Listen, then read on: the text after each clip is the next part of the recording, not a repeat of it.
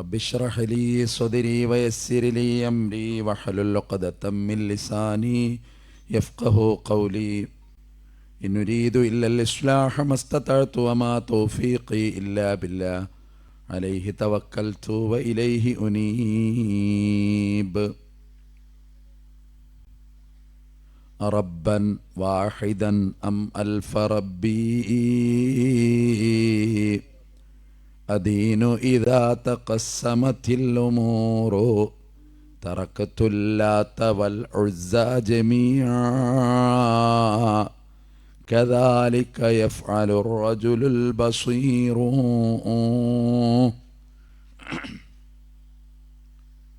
ബഹുമാനപ്പെട്ട അധ്യക്ഷൻ, പ്രിയങ്കരരായ സുഹൃത്തുക്കളെ, സഹോദരന്മാരെ, സഹോദരികളെ, അള്ളാഹുവിൻ്റെ അപാരമായ അനുഗ്രഹത്താൽ ഏറ്റവും പുണ്യം നിറഞ്ഞ ഒരു സദസ്സിൽ കുറച്ച് സമയം നമ്മളിങ്ങനെ ഇരിക്കുകയാണ്. അള്ളാഹുവിൻ്റെ മലക്കുകൾ രേഖപ്പെടുത്തുന്ന പ്രതിഫലം നൽകപ്പെടുന്ന ഒരു മഹാസൗഭാഗ്യത്തിന് നമ്മൾ സാക്ഷികളാവുന്നു. തീർച്ചയായും ഇതൊരു സൗഭാഗ്യമാണ്. കുറച്ച് സമയം, ഞാൻ വല്ലാതെ ഒന്നും നീളൂല, 1 മണിക്കൂർ അല്ലെങ്കിൽ 1 മണിക്കൂർ 5 മിനിറ്റും അതൊക്കെ മതി. ക്ഷമയോടുകൂടി കൊടുത്തു.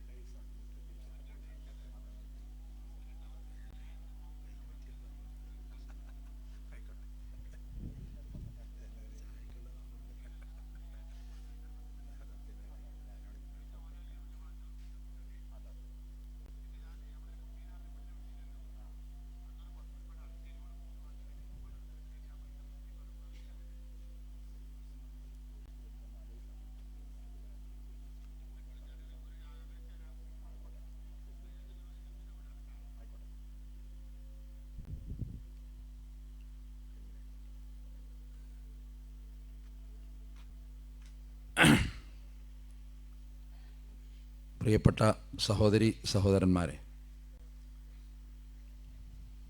പടച്ച റബ്ബിൻ്റെ അനുഗ്രഹമാണ് നമ്മളിങ്ങനെ ഇരുന്നത്, കൂടിച്ചേർന്നത് എന്ന് സൂചിപ്പിച്ചു. മലക്കുകൾ നമ്മുടെ ജീവിതവുമായിട്ട് വല്ലാതെ ബന്ധമുള്ളതാണ്. നമുക്കറിയാം, 4-ാം മാസത്തിൽ ഉമ്മയുടെ ഉദരത്തിൽ നമുക്ക് ജീവൻ എന്ന് പറയുന്ന, റൂഹ് എന്ന് പറയുന്ന ഒരു പ്രതിഭാസം മലക്കിൻ്റെ സാന്നിധ്യമാണ്. ജീവിതത്തിൽ തന്നെ പലപ്പോഴും മലക്കുകളുടെ സാന്നിധ്യമുണ്ട്. വെള്ളിയാഴ്ച പള്ളിയിൽ ഖത്തീബ് മിമ്പറയിൽ കയറുന്നതിന് മുമ്പ് വരുന്ന ആളുകളുടെ പേരുകൾ മലക്കുകൾ രേഖപ്പെടുത്തുന്നു എന്ന ഹദീസുകളിലുണ്ട്. അത് കഴിഞ്ഞ് പിന്നെ വരുന്നവർ റുഫിയാൽ ഖലമു എന്നാ, പേന ഉയർത്തപ്പെട്ടു എന്നാ. അപ്പം അങ്ങനെ നോക്കുമ്പോൾ ഒരു പേരും വെള്ളിയാഴ്ച എഴുതപ്പെടാത്ത എത്ര ആളുകളുണ്ടാവും? കഴിയാൻ നേരത്തെ വരുന്ന കുറച്ച് ആൾക്കാരുണ്ട്. എപ്പോഴാണ് ഇമാമ് നിൽക്കുക എന്ന് മോനങ്ങനെ അന്വേഷിക്കും തുണക്കാരോടൊക്കെ. ഇമാമ് ഒരു 1:05 നിൽക്കും, 1:10 എന്നാൽ 1:05 മൂപ്പര് പുറപ്പെടുള്ളൂ. അതങ്ങനെ ചില ആളുകളുടെ ശീലം അങ്ങനെയാണ്, ആരെയും കുറ്റമൊന്നും അല്ലാതെ. ഞാൻ പറഞ്ഞു വന്നത്, അതുപോലെ നമ്മളെ അപകടങ്ങളിൽ നിന്ന് കാക്കുന്ന ഹഫലത്ത് എന്ന മലക്കിനെ കുറിച്ച് ഹദീസുകളിൽ കാണാം. പിന്നെ ജീവിതാന്ത്യം എന്ന് പറയുന്ന ഒരു സംഭവം ഉണ്ടാവുമല്ലോ, അവിടെ വരുന്ന മലക്കുൽ മൗത്തിനെ കുറിച്ച്. ഖുൽ യതവഫാക്കും മലക്കുൽ മൗത്തില്ലദീ വക്കില ബിക്കും. അപ്പോൾ ഇൽമിൻ്റെ സദസ്സിൽ മലക്കുകളുടെ സാന്നിധ്യമുണ്ട് എന്ന് ഏറ്റവും പ്രധാനമായ സംഗതിയാണ്. ഞാനിങ്ങനെ 4-5 ദിവസം സ്ഥിരമായി പരിപാടികളായതുകൊണ്ട് എൻ്റെ ശബ്ദത്തിന് ചെറിയൊരു പ്രശ്നമുണ്ട്. അത് ദയവ് ചെയ്ത് ക്ഷമിക്കണം എന്ന് ഓർമ്മപ്പെടുത്തണം. ഏതായിരുന്നാലും പടച്ച റബ്ബിൻ്റെ അനുഗ്രഹം എന്ന് പറയുന്നത് ചെറിയ സംഗതിയല്ല. അങ്ങനെ ഇരിക്കുകയെന്ന് പറഞ്ഞാൽ അവിടെ ഇരിക്കുന്നതിനേക്കാൾ കൂടുതൽ ആളുകൾ ഇങ്ങനൊരു സംവിധാനമായിട്ടൊരു ബന്ധമില്ലാതെ വേറെ എവിടെയൊക്കെ ഇരിക്കുന്നവരുണ്ടാകാം. നമ്മളിവിടെ ഇരിക്കുന്നു, ഒരു നന്മയെ കാക്ഷിക്കുന്നു. ഏപ്രിൽ മാസത്തിൽ നടക്കുന്ന നമ്മുടെ നാട്ടിലെ ഒരു ദീനിൻ്റെ ഷിആർ എന്ന് പറയുന്ന ഒരു മദ്രസയുടെ വാർഷികവുമായി ബന്ധപ്പെട്ടുള്ള ചിന്തകൾ, നന്മകൾ ഒക്കെ ഉരുത്തിരിയുന്നു. അതുകൊണ്ട് റബ്ബിൻ്റെ അനുഗ്രഹം വളരെ വിലപ്പെട്ടതാണ്. ആ റബ്ബിനെ പരിചയപ്പെടുത്താൻ 1,00,000-ലധികം നബിമാർ കടന്നു വന്നു. ഖുർആനിൽ 25 ആളെ പേരെ പറഞ്ഞുള്ളൂ. അബൂഹു അബ്ദുല്ലാഹി അബ്ദുൽ മുത്തലിബ് വഹാഷിമുൻ അബ്ദു അല്ല ഹും ആദമുൻ. പേര് റസൂലുള്ളാഹിന്റെ വാപ്പാരെ പേര് പെട്ടെന്ന് മാറിയതാ.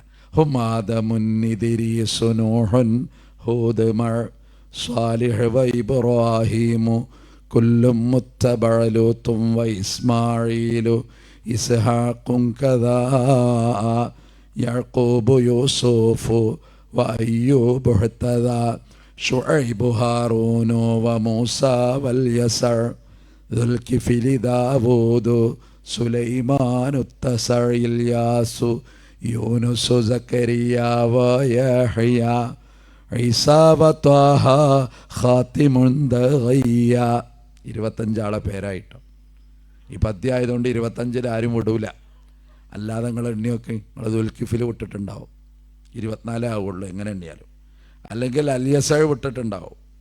അത് മനുഷ്യൻ്റെ ഒരു പ്രശ്നമാണ്, കുറ്റമല്ല കേട്ടോ, അതങ്ങനെയാണ് അതിൻ്റെത്. ഞാൻ പറഞ്ഞത് ഈ 25 നബിമാരുടെ കഥ ഖുർആൻ പറഞ്ഞിട്ടുണ്ട്. വെറുതെ പേര് പറഞ്ഞു പോയ നബിമാരും ഉണ്ട്. അവരൊക്കെ ജനങ്ങൾക്ക് വന്നിട്ട് ജനങ്ങളെ നേർമാർഗത്തിലേക്ക് നയിക്കാൻ, ഏക ഇലാഹിൻ്റെ വചനങ്ങൾ പരിചയപ്പെടുത്തി റബ്ബിലേക്ക് തിരിച്ചു കൊണ്ടുപോകാൻ അശ്രാന്ത പരിശ്രമം നടത്തിയവരാണ്.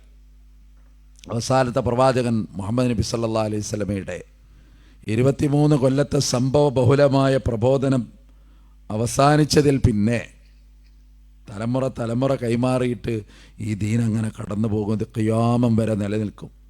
ഖുർആനെ പറ്റി അല്ലാഹ് പറഞ്ഞതാ, ഇന്നാ നഹ്നു നസ്സൽന ദിക്റ വ ഇന്നാ ലഹു ലഹാഫിളൂൻ. നാം തന്നെ ഇത് നിലനിർത്തും. അല്ലാഹ് പറഞ്ഞതാ. എത്ര ഖുർആൻ്റെ കോപ്പികൾ ആളുകൾ നശിപ്പിച്ച് കളഞ്ഞാലും ഇത് ഹിഫ്ളുള്ള ആളുകൾ ലോകത്തുണ്ട്. ലക്ഷോപലക്ഷം ആളുകളുണ്ട്. ഒരു ചെറിയ സംഗതി അല്ലല്ലോ അത്.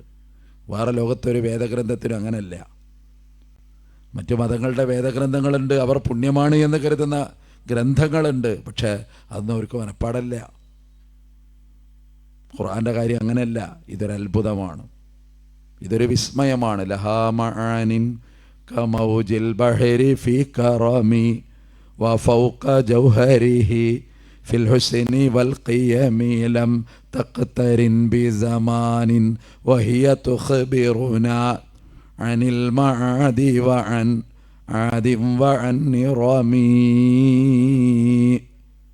ഖുർആൻ ഒരു പ്രത്യേക കാലത്തൊട്ടി നിൽക്കുന്നതല്ല, അത് സർവകാലികമാണ്. എന്നും പത്തരമാറ്റാണ് ഖുർആന്. ലഹാ മആൻ, ഇതിൻ്റെ ആശയം എങ്ങനെയെന്നറിയോ? കമൗജിൽ ബഹർ, സമുദ്രത്തിലെ തിരമാല പോലെയാണെന്ന്. തീരത്ത് വീണ്ടും വീണ്ടും മലയടിക്കുന്ന തിരമാല പോലെയാണ് ഖുർആൻ. അതിൻ്റെ അകത്തളത്തിലിറങ്ങിയാൽ മുത്താണ്. കടലിൻ്റെ അടിയിൽ മുത്തും പവിഴവും മാണിക്യവുമാണ്. ഖുർആനും അങ്ങനെ തന്നെയാണ്. അതൊരു വലിയ ഭാഗ്യമാണ്. ഞാൻ പറഞ്ഞത് പടച്ച റബ്ബിൻ്റെ ഓർമ്മയും ചിന്തയും നമുക്ക് ആദ്യം ഉണ്ടാകുക എന്നുള്ളതാണ്. നമ്മളെ വിഷമം, പ്രയാസം, ദുഃഖം, ആദി, വ്യാധി, സങ്കടം, കണ്ണുനീർ, ആഹ്ലാദം, ഇതിലൊക്കെ അള്ളാൻ്റെ ഓർമ്മ വേണം. ഇതൊക്കെ പടച്ചോൻ തരുന്നതാണ് നമുക്ക്. സുലൈമാൻ നബി അലൈഹി സ്വലാമിൻ്റെ കഥ പറയുന്നുണ്ട് ഖുർആൻ. ബൾക്കീസ് രാജ്ഞി കടന്നു വരുന്നുണ്ട്. അപ്പോൾ സുലൈമാൻ നബി ചോദിക്കുക, ഇവിടെ രാജ്ഞി വരാൻ പോവുക, രാജ്ഞി ഒന്ന് അത്ഭുതപ്പെടണം. സൂര്യനെ ആരാധിക്കുന്ന രാജ്ഞി, ആ രാജ്ഞി അത്ഭുതപ്പെടണം. അതിനെന്ത് വേണം? അപ്പം അദ്ദേഹം തന്നെ പറയാണ്, രാജ്ഞി കിടക്കുന്ന അതേ അർശ് അത് ഇവിടെ എത്തണം, രാജ്ഞിയുടെ കട്ടിൽ ഇവിടെ എത്തണം. ആരാ കൊണ്ടുവരിക? ഖാല ഇഫ്രീത്തും മിനൽ ജിന്നി അന ആതീക. ഇഫ്രീത്ത് എന്ന് പറയുന്ന ജിന്നുകളുടെ കൂട്ടത്തിലൊരു മല്ലം പറയുക, അത് ഞാൻ കൊണ്ടുവരാം, പക്ഷെ നിങ്ങൾ നീക്കണേൻ്റെ മുമ്പേ ഞാൻ കൊണ്ടുവരാം. അപ്പോൾ നീക്കലെപ്പോഴാ? ചിലപ്പോൾ മണിക്കൂറുകൾ കഴിയും. അതുപോരാ, തൊട്ടടുത്തെത്തിയിട്ടുണ്ട് രാജകുമാരി ബൾക്കീസ്. അപ്പം എന്താ ചെയ്യുക? അപ്പോഴാണ് വഖാലല്ലദീ ഇൻദഹു ഇൽമും മിനൽ കിതാബ്, വേദഗ്രന്ഥത്തിൽ നിന്ന് ജ്ഞാനമുള്ള ഒരാൾ പറഞ്ഞു, നിങ്ങൾ കണ്ണടച്ച് തുറക്കുന്നതിന് മുമ്പ് ഞാൻ കൊണ്ടുവരാം. അത് അള്ളാൻ്റെ തീരുമാനമാണ്. അടുത്ത നിമിഷം കട്ടിലവിടെ കാണുകയാണ്, എത്തുകയാണ്. ആ നേരത്ത് സുലൈമാൻ നബി പറയുന്നൊരു വാക്കുണ്ട് ഖുർആനിൽ, ഖാല ഹാദാ മിൻ ഫളി റബ്ബി, ഇതെൻ്റെ രക്ഷിതാവ് എനിക്ക് തന്ന ഔദാര്യമാണ്, അനുഗ്രഹമാണ്. എന്നാണ് നമ്മൾ പേരൊക്കെ കയറ്റി അവിടെ ഒരു സ്റ്റിക്കർ ഒട്ടിക്കണതാണ്, ഹാദാ മിൻ ഫളി റബ്ബി. വണ്ടി നല്ലതൊന്ന് വാങ്ങിയാൽ അതിൻ്റെ മരത്തൊരു സ്റ്റിക്കർ ഉണ്ടാവും, ഹാദാ മിൻ ഫളി റബ്ബി. സന്തോഷം കൊണ്ടാണ്. പക്ഷെ ആയത്ത് അവിടെ നിൽക്കണില്ല കേട്ടോ. സുലൈമാൻ നബി പറഞ്ഞ അടുത്തതാണ് പോയിന്റ്. ഹാദാ മിൻ ഫളി റബ്ബി ലിയബ്ലുവനി അൻ അഷ്കുറ അം അക്ഫുറ, ഞാൻ നന്ദി കാണിക്കുന്നുണ്ടോ അതോ ഞാൻ നന്ദികേട് കാണിക്കുന്നുണ്ടോ എന്നറിയാൻ എൻ്റെ റബ്ബ് എന്നെ പരീക്ഷിച്ചതാണ്.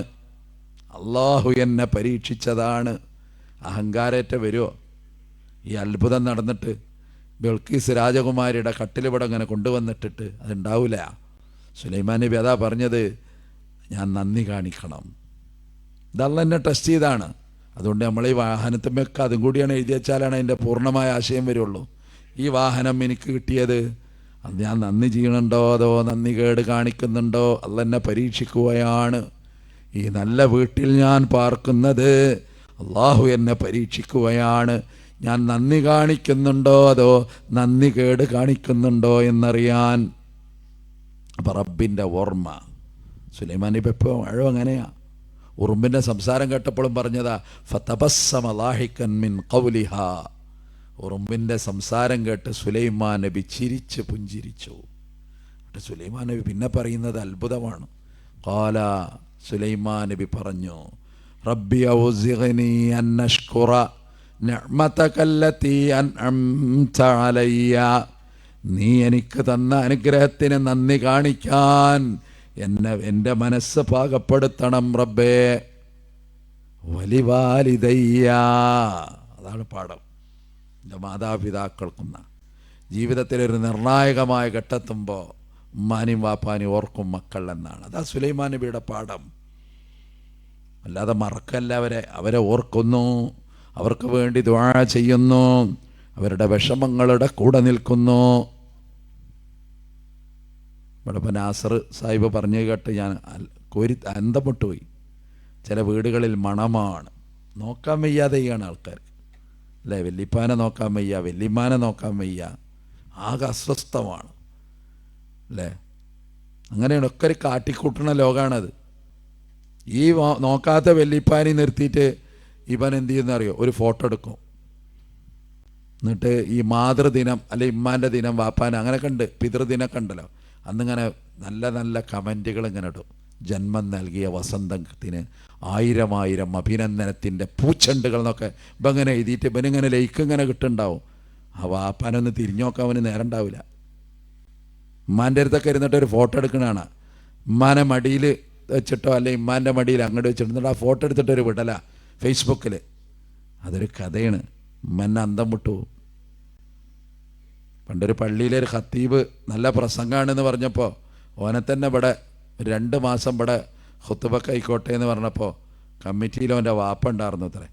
വാപ്പ നീച്ചെന്നിട്ട് പറഞ്ഞത്ര, ഓനാണെങ്കിൽ ഞാൻ ഈ പള്ളിക്ക് വരില്ല കേട്ടോ എന്ന് പറഞ്ഞു. വാപ്പ പറയണ് അതാണ്. കാരണം ഓൻ്റെ കേൾക്കാൻ എന്നെ കൊണ്ടാവൂല എന്ന്. കാരണം ഓങ്ങനെ മാതാപിതാക്കൾ ആയത്തൊക്കെ ഇങ്ങനെ ഓതിന് കേട്ടാലേ അത് അനുഭവിച്ചൊരു വാപ്പുണ്ട് അവിടെ. മാതാപിതാക്കളോട് ഓൻ എന്താ ചെയ്തതെന്ന്. അങ്ങനെയൊക്കെ പ്രശ്നമാണ്. അപ്പോൾ ഞാൻ പറഞ്ഞു വന്നത്, അനുഗ്രഹത്തിന് നന്ദി കാണിക്കണം, നമ്മുടെ പ്രിയപ്പെട്ടവരെ ഓർക്കണം, അവർക്ക് വേണ്ടി ദുആ ചെയ്യണം, റബ്ബിനെ ഓർക്കണം, ധാരാളമായിട്ട് അല്ലാഹനെ ഓർക്കണം. ആ വിചാരം ഉള്ളിൽ കിടന്നാൽ സമാധാനമുണ്ട്, നമുക്ക് സ്വസ്ഥതയുണ്ട്. നമുക്ക് അയ്യൂബ് നബിക്ക് അതാ ഉണ്ടായത്.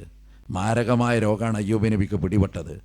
അയ്യൂബ് നബി ആദ്യം നല്ല സമ്പന്നനായിരുന്നു, ധാരാളം മക്കളുണ്ടായിരുന്നു, കുടുംബം ഉണ്ടായിരുന്നു, എല്ലാ അർത്ഥത്തിലും അയ്യൂബ് ഉന്നതനായിരുന്നു. പക്ഷെ ഓരോന്നോരോന്നിങ്ങനെ ചുരുങ്ങിപ്പോയി അയ്യൂബ് നബിയുടെ ജീവിതത്തിൽ നിന്ന്. പിന്നെ രോഗമായപ്പോൾ എല്ലാവരും ഒഴിവാക്കി. അവസാനം അയ്യൂബ് ഒറ്റക്കായപ്പോൾ അയ്യൂബിൻ്റെ ഒരു ദുആ ഉണ്ട് ഖുർആനിൽ, ഇത് നാദാ റബ്ബഹു അന്നീ മസ്സനിയൽ ദുർറ്, എനിക്ക് രോഗം വന്നു റബ്ബേ, എനിക്ക് പ്രയാസം വന്നു. മറ്റൊരു ആയത്തിൽ അന്നീ മസ്സനിയ ശൈത്വാൻ എന്നാണ്, എന്നെ പിശാച് തൊട്ടു, എന്നെ പിശാച് ബാധിച്ചു. എന്താ പറഞ്ഞത്? രോഗം വന്നു എന്ന് ഒരിടത്ത് എനിക്ക് പ്രയാസം വന്നു, മറ്റൊരിടത്ത് എനിക്ക് പിശാച് വന്നു. അവിടെ പറഞ്ഞത് ഈ പിശാച് ഇങ്ങനെ ഫിത്തനകൾ ഉണ്ടാക്കുകയാണ് അയ്യൂബിൻ്റെ അടുത്ത് വന്നിട്ട്. അനക്കാണല്ലോ ഇപ്പോൾ ഈ രോഗം വന്നത്. നല്ലൊരു മനുഷ്യനായിരുന്നു, നബിയായിരുന്നു, നല്ലൊരു മനുഷ്യൻ. എന്നിട്ട് അനക്കാണല്ലോ എൻ്റെ പടച്ചോൻ രോഗം തരാൻ കണ്ടത്. എത്ര ആൾക്കാരുണ്ട് ഇവിടെ എല്ലാവിധ അക്രമം കാട്ടി നടക്കണവർക്ക്, ഓൽക്കൊന്നും ഒരു കേടുമില്ല. മനുഷ്യൻ്റെ ചിന്തകനല്ലേ. എത്ര ആളുകൾ അങ്ങനെ പറയുന്നുണ്ട്. റബ്ബേ എനിക്കാണല്ലോ ഈ അസുഖം വന്നത്, ഞാൻ എന്തേ കാട്ടിയതാ എന്നൊക്കെ പറയുന്ന ആളുകളുണ്ട്. പറയാൻ പാടില്ല. അയ്യൂബ് നബി പറഞ്ഞു, വാന്ത അർഹമുർ റഹീമീൻ, നീ കരുണ ചൊരിയുന്നവരിൽ ഏറ്റവും കരുണ ചൊരിയുന്നവനാണ്. പിന്നെ ആ രോഗക്കണ് മാറിയെന്ന അയ്യൂബ് പൂർണ്ണ ആരോഗ്യത്തിൽ തിരിച്ചെത്തി. അയ്യൂബിന് ആളുകൾ പിന്നെ ഏറ്റുവാങ്ങി, കുടുംബം വന്നു, മക്കൾ വന്നു, സഹധർമ്മിണി വന്നു, പൂർവസ്ഥിതിയിൽ അയ്യൂബ് ആയി മാറി. പക്ഷേ വീണ നേരത്തെ അയ്യൂബിൻ്റെ വാക്കാണ് ഇത് നാദാ റബ്ബഹു, നമ്മുടെ അനുഗ്രഹത്തിൽ നിന്ന്, നമ്മുടെ റഹ്മത്തിൽ നിന്ന് ഫകശഫ്നാ എന്നാണ്, നാം അദ്ദേഹത്തിൻ്റെ അസുഖം, അദ്ദേഹത്തിൻ്റെ ളുറ് നീക്കിക്കൊടുത്തു. മിൻ റഹ്മത്തിനാ, നമ്മുടെ റഹ്മത്തിൻ്റെ ഭാഗമായിട്ട്. പരിശുദ്ധ ഖുർആൻ. അതുകൊണ്ട് ഈ ഓർമ്മ എപ്പോഴും ഉണ്ടാകണം. പ്രപഞ്ചത്തിൽ നിന്ന് തന്നെ പടച്ചോനെ നമുക്ക് തിരിച്ചറിയാൻ കഴിയുന്നുണ്ട്. ഈ വിസ്മയം, ഈ അത്ഭുതം, ഈ ആകാശം, ഈ ഭൂമി, ഈ മഴ, ഈ കാലാവസ്ഥയുടെ വ്യതിയാനങ്ങൾ, അല്ലേ, ലോസ് ഏഞ്ചൽസിലെ തീയടക്കം, ഈ അത്ഭുതങ്ങളൊക്കെ മനുഷ്യൻ്റെ ചിന്തയെ തൊട്ടുണർത്തുന്നുണ്ട്. താബിയായൊരു മനുഷ്യനുണ്ടായിരുന്നു.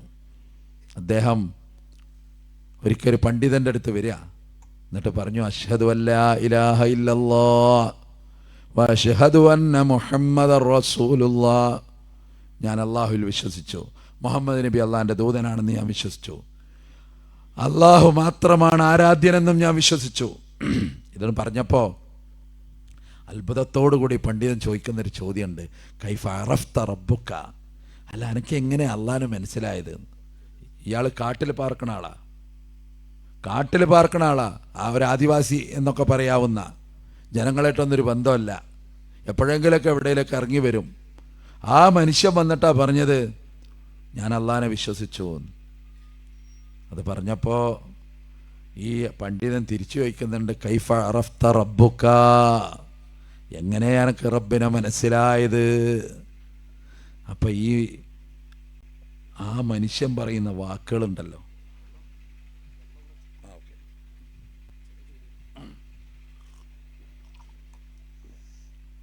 ആ മനുഷ്യൻ പറയുന്ന വാക്കുണ്ട്, അൽ ബഅറത്തു തദുല്ലു അലൽ ബഈർ വഅസറുൽ അഖ്ദാമി തദുല്ലു അലൽ മസീർ ഫസമാഉൻ ദാതു അബ്റാജിൻ വഅർളുൻ ദാതു ഫിജാജിൻ അലാ വബഹറുൻ ദാതു അംവാജിൻ അലാ തദുല്ലു അലൽ ലത്തീഫിൽ ഖബീർ.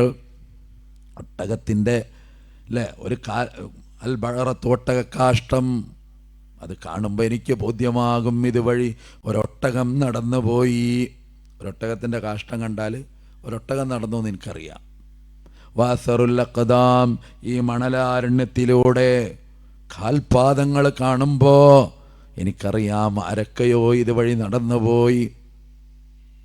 ഇത് രണ്ടും വെച്ചിട്ട് ഞാൻ പറയാം, ഫസമാഉൻ ദാതു അബ്റാജ്, നക്ഷത്രമണ്ഡലങ്ങളുള്ള ആകാശം, വഅർളുൻ ദാതു ഫിജാജ്, നിറയെ വഴികളും വൈവിധ്യങ്ങളുമുള്ള ഭൂമി, വബഹറുൻ ദാതു അംവാജ്, തിരമാല നിറഞ്ഞു നിൽക്കുന്ന കടലും കാണുമ്പോൾ അലാ തദുല്ലു അലൽ ലതീഫിൽ ഖബീർ, ഉന്നതനും മഹാനും ദയാലുവുമായ ഒരു റബ്ബിനെ അതെനിക്ക് ബോധ്യപ്പെടുത്തി തരുന്നുണ്ട്. പണ്ഡിതൻ തന്നെ അത്ഭുതപ്പെട്ടു. അതാണ് പ്രാപഞ്ചിക സത്യങ്ങളിൽ നിന്ന് റബ്ബിനെ കണ്ടെത്തുക എന്ന് പറഞ്ഞാൽ. ഒരാളും പഠിപ്പിച്ചു കൊടുത്തിട്ടില്ല, പക്ഷെ അതങ്ങോട്ട് വരികയാണ്. അതാണ് ഹിദായത്ത് എന്ന് പറഞ്ഞ ഭാഗ്യം. ആ സൗഭാഗ്യത്തിൻ്റെ തണലിലിരിക്കാൻ അള്ളാഹു അവസരം നൽകിയിട്ടുള്ളവരാണ് നാം. ഇത് നമുക്ക് അടുത്ത തലമുറക്ക് കൊടുക്കണം. കഴിഞ്ഞ തലമുറ നമുക്ക് തന്നതാണ്. അവരൊക്കെ ആറടി മണ്ണിലേക്ക് പോയി, നമ്മളും പോകാനുള്ളവരാണ്. എപ്പോഴാ പോകുക അറിയില്ല. തസവ്വദ് മിനദ്ദുനിയാ ഫഇന്നക ലാ തദ്രി ഇദാ ജന്ന ലൈലുൻ ഹൽ തഈശു ഇലൽ ഫജ്രി വകം മിൻ സ്വഹീഹിൻ മാത മിൻ ഗൈരി ഇല്ലതി വകം മിൻ മരീദിൻ ആശ ദഹ്റൻ ഇലാ ദഹ്രി വകം മിൻ ഫതൻ യുംസി വയുസ്ബിഹു ആമിനാ വഖദ് നൂസിജത് അക്ഫാനുഹു ഫഹുവ ലാ യദ്രി വകം മിൻ അറൂസിൻ സയ്യനൂഹാ ലിസൗജിഹാ വഖദ് ഖുബിലത് അർവാഹുഹു ലൈലത്തൽ ഖദ്രി. ഈ രാത്രി നേരം വെളുക്കുമെന്ന് നിന്നോടാര് പറഞ്ഞു? നീ യാത്രക്കൊരുങ്ങിക്കോ, നേരം പുലരുമെന്ന് നീ ഉറപ്പിക്കണ്ട. എത്ര മനുഷ്യന്മാർ, മരണത്തോട് മല്ലിട്ട് കിടക്കുന്ന എത്രയോ മനുഷ്യന്മാർ, അവരുടെ ആയുസ് പിന്നെയും നീണ്ടുപോയത് അത്ഭുതമാണ് അല്ലേ? അതേ സമയത്ത് പറയാനൊരു രോഗവുമില്ല. നല്ല മസിലുള്ള നല്ല ചെറുപ്പക്കാർ, അവരാണ് കുഴഞ്ഞു വീണ് പെട്ടെന്ന് മരിച്ചത്. ബാപ്പമാര് ഞെട്ടിപ്പോയത്. ആ മകനെ വളർച്ച കാണുമ്പോൾ ബാപ്പ മനസ്സിൽ കരുതിയിരുന്നു, റബ്ബേ ഞാൻ മരിച്ചാൽ എൻ്റെ മയ്യത്ത് കട്ടിൽ ചുമക്കുന്നവനാണല്ലോ അത്. എൻ്റെ മയ്യത്തിൻ്റെ മുമ്പിൽ നിന്നിട്ട് അല്ലാഹുമ്മ ഗഫിർ ലഹു, ബാപ്പാക്ക് പുറത്തു കൊടുക്കണേ എന്ന് പറയുന്ന എൻ്റെ രക്തമാണല്ലോ അത് എന്ന് സങ്കൽപ്പിച്ച എത്ര മനുഷ്യന്മാർ. പക്ഷെ അവർക്ക് മുമ്പേ അവരെ മക്കൾ മരിച്ചപ്പോൾ ആ മകൻ്റെ മയ്യത്ത് ചുമലിൽ വെച്ചിട്ട് നെഞ്ച് പടയുന്ന എത്ര ബാപ്പമാർ. ആ മകൻ്റെ മയ്യത്ത് മുന്നിൽ വെച്ചിട്ട് അല്ലാഹുമ്മ ഗഫിർ ലഹു, എൻ്റെ പൊന്നു മോനെ അള്ളാഹു നിനക്ക് പുറത്തു തരട്ടെ എന്ന് പറയാൻ വിധിക്കപ്പെട്ട എത്ര പ്രിയപ്പെട്ട പിതാക്കന്മാർ ഒക്കെ ലോകത്ത് നടന്നിട്ടില്ലേ? അത്ഭുതമല്ലേ ഇത്? അല്ലെ, രോഗം പിടിച്ചവർക്കെത്രയോ സുഖം വന്നേ, സന്ദർശകർ അതിലെത്രയോ മരിച്ചെന്നേ. കാണാൻ വന്നിരുന്നു, ഡോക്ടർ വിവരം അറിയിച്ചു. ഒരു ഒരാഴ്ച ആയുസുണ്ടാവുള്ളൂ, അതുകൊണ്ട് നിങ്ങളെല്ലാവരും വിവരം അറിയിച്ചോളി. അങ്ങനെ കുടുംബത്തിലുള്ളവരൊക്കെ വന്നു മൂപ്പരെ കാണാൻ. അത്ഭുതം അല്ലേ? മൂപ്പരെ സുഖം മാറി ഒരാഴ്ച കഴിഞ്ഞപ്പോൾ. ഇപ്പോഴും മൂപ്പര് ചായപ്പിടിയിലിരുന്ന് ചായ കുടിക്കുന്നുണ്ട്. കാണാൻ വന്ന കുറേ ആൾക്കാരുണ്ട്, ഓലൊക്കെ മരിച്ചു പോവുകയും ചെയ്തു അല്ലേ? രോഗം പിടിച്ചവർക്കെത്രയോ സുഖം വന്നേ, സന്ദർശകർ അതിലെത്രയോ മരിച്ചെന്ന്. കാണാൻ വന്നവല്ല മരിച്ചത് അല്ലേ? ഇപ്പോൾ ഈ കൊറോണയുടെ ടൈം നോക്കിയിട്ടില്ലാണ്. ആൾക്കാരും ഇങ്ങോട്ട് ബേജാറായിട്ട് പായല്ലായിരുന്നു. എന്തൊക്കെയാണ് നടന്ന നാട്ടിൽ അല്ലേ? എന്താ പറയുക, അന്നൊക്കെ ഓരോരുത്തരുടെ പവർ എന്തായിരുന്നു. അങ്ങനെ വരിക, ഞാൻ ഡോസ് വെച്ചിട്ടാണ് വരുന്നത്, സൂചി വെച്ചിട്ടേ. എൻ്റെ ഒരു സന്തോഷം കൊണ്ട് ഇനി എനിക്കിതുണ്ടാവില്ല, ഞാൻ ബൂസ്റ്റർ അടക്കം വെച്ചു എന്നൊക്കെ പറഞ്ഞിട്ടോ അങ്ങനെ മെയിനായിട്ട് വരിക. 3 എണ്ണം വെച്ച ആൾ അല്ലേ? മാരകമായ അസുഖം എന്താ അതിൻ്റെ പിന്നിലുള്ളതെന്ന് നമുക്ക് അറിഞ്ഞുകൂടാ. പക്ഷെ എന്തായിരുന്നാലും നമ്മുടെ കൾച്ചർ അവിടെ വഴിമാറിയിട്ടുണ്ട്. നാളെ ഒരു ചരിത്രം എഴുതുമ്പോൾ പ്രത്യേകിച്ച് മതപണ്ഡിതന്മാരക്കടക്കം അല്ലെങ്കിൽ മതത്തെക്കുറിച്ച് പഠിക്കുന്നവർക്കടക്കം ഒരു പാടാണത്. കൊറോണയ്ക്ക് മുമ്പുള്ള ഒരു സമൂഹം, കൊറോണയ്ക്ക് ശേഷമുള്ള ഒരു സമൂഹം, നല്ല മാറ്റമുണ്ടായത്. ചെറിയ മാറ്റമൊന്നുമല്ല അല്ലേ? മൊബൈലുമ്പോൾ കളിക്കാൻ അറിയാത്തവരാരും ഇല്ലാതെ, കാരണം എവിടേക്കും പോകാനല്ല, ഈ പെരയിൽ ഇങ്ങനെ ഇരിക്കുകയാണ്. ചെറുക്കനോട് ഇങ്ങനെ ചോദിക്കുമെന്ന് വന്നോ, അതിൻ്റെ മുമ്പൊക്കെ വാപ്പ എടാ ഇതെങ്ങനെ, അപ്പോൾ ഓനൊരു ഗമണ്ട്, ഒരു പൊട്ടൻ വാപ്പ ഒന്നും അറിയില്ല എന്ന് പറഞ്ഞിട്ട് റെഡിയാക്കി കൊടുക്കും. നേരിട്ട് പറയില്ലെങ്കിലോ ഓൻ്റെ മനസ്സിലാകുന്നുണ്ട്. പിന്നെ വാപ്പാക്ക് തന്നെ മനസ്സിലായി ഇത് അങ്ങനെ തന്നെ ക്യാമറ ഓണാകുകയാണ്, ഇങ്ങനെ ലൈറ്റ് തന്നെ ടോർച്ച്, എന്തൊരു സംഭവം അത്. ഇവിടെ പഠിച്ചില്ലേ? ഒരു പണിയില്ലാത്ത കുറേ പെണ്ണുങ്ങൾ കാണാം എങ്ങനെ ചക്കക്കുരു കൊണ്ട് ജ്യൂസ് ഉണ്ടാക്കാം.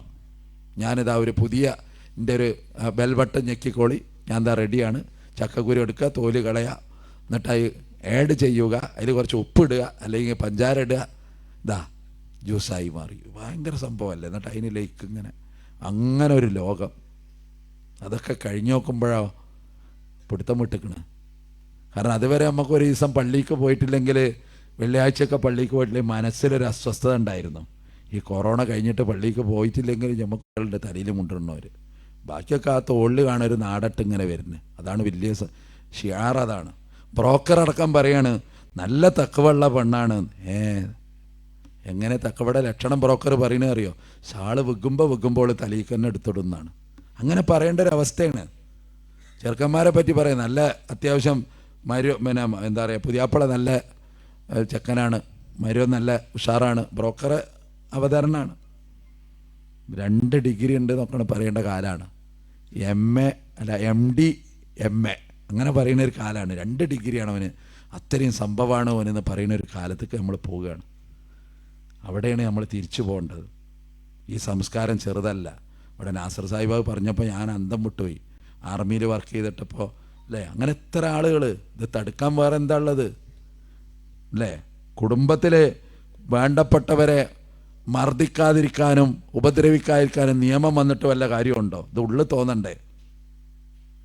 എത്ര ഗൃഹപീഡനങ്ങൾ, എന്തൊക്കെയാണ് നാട്ടിൽ നടക്കണത്.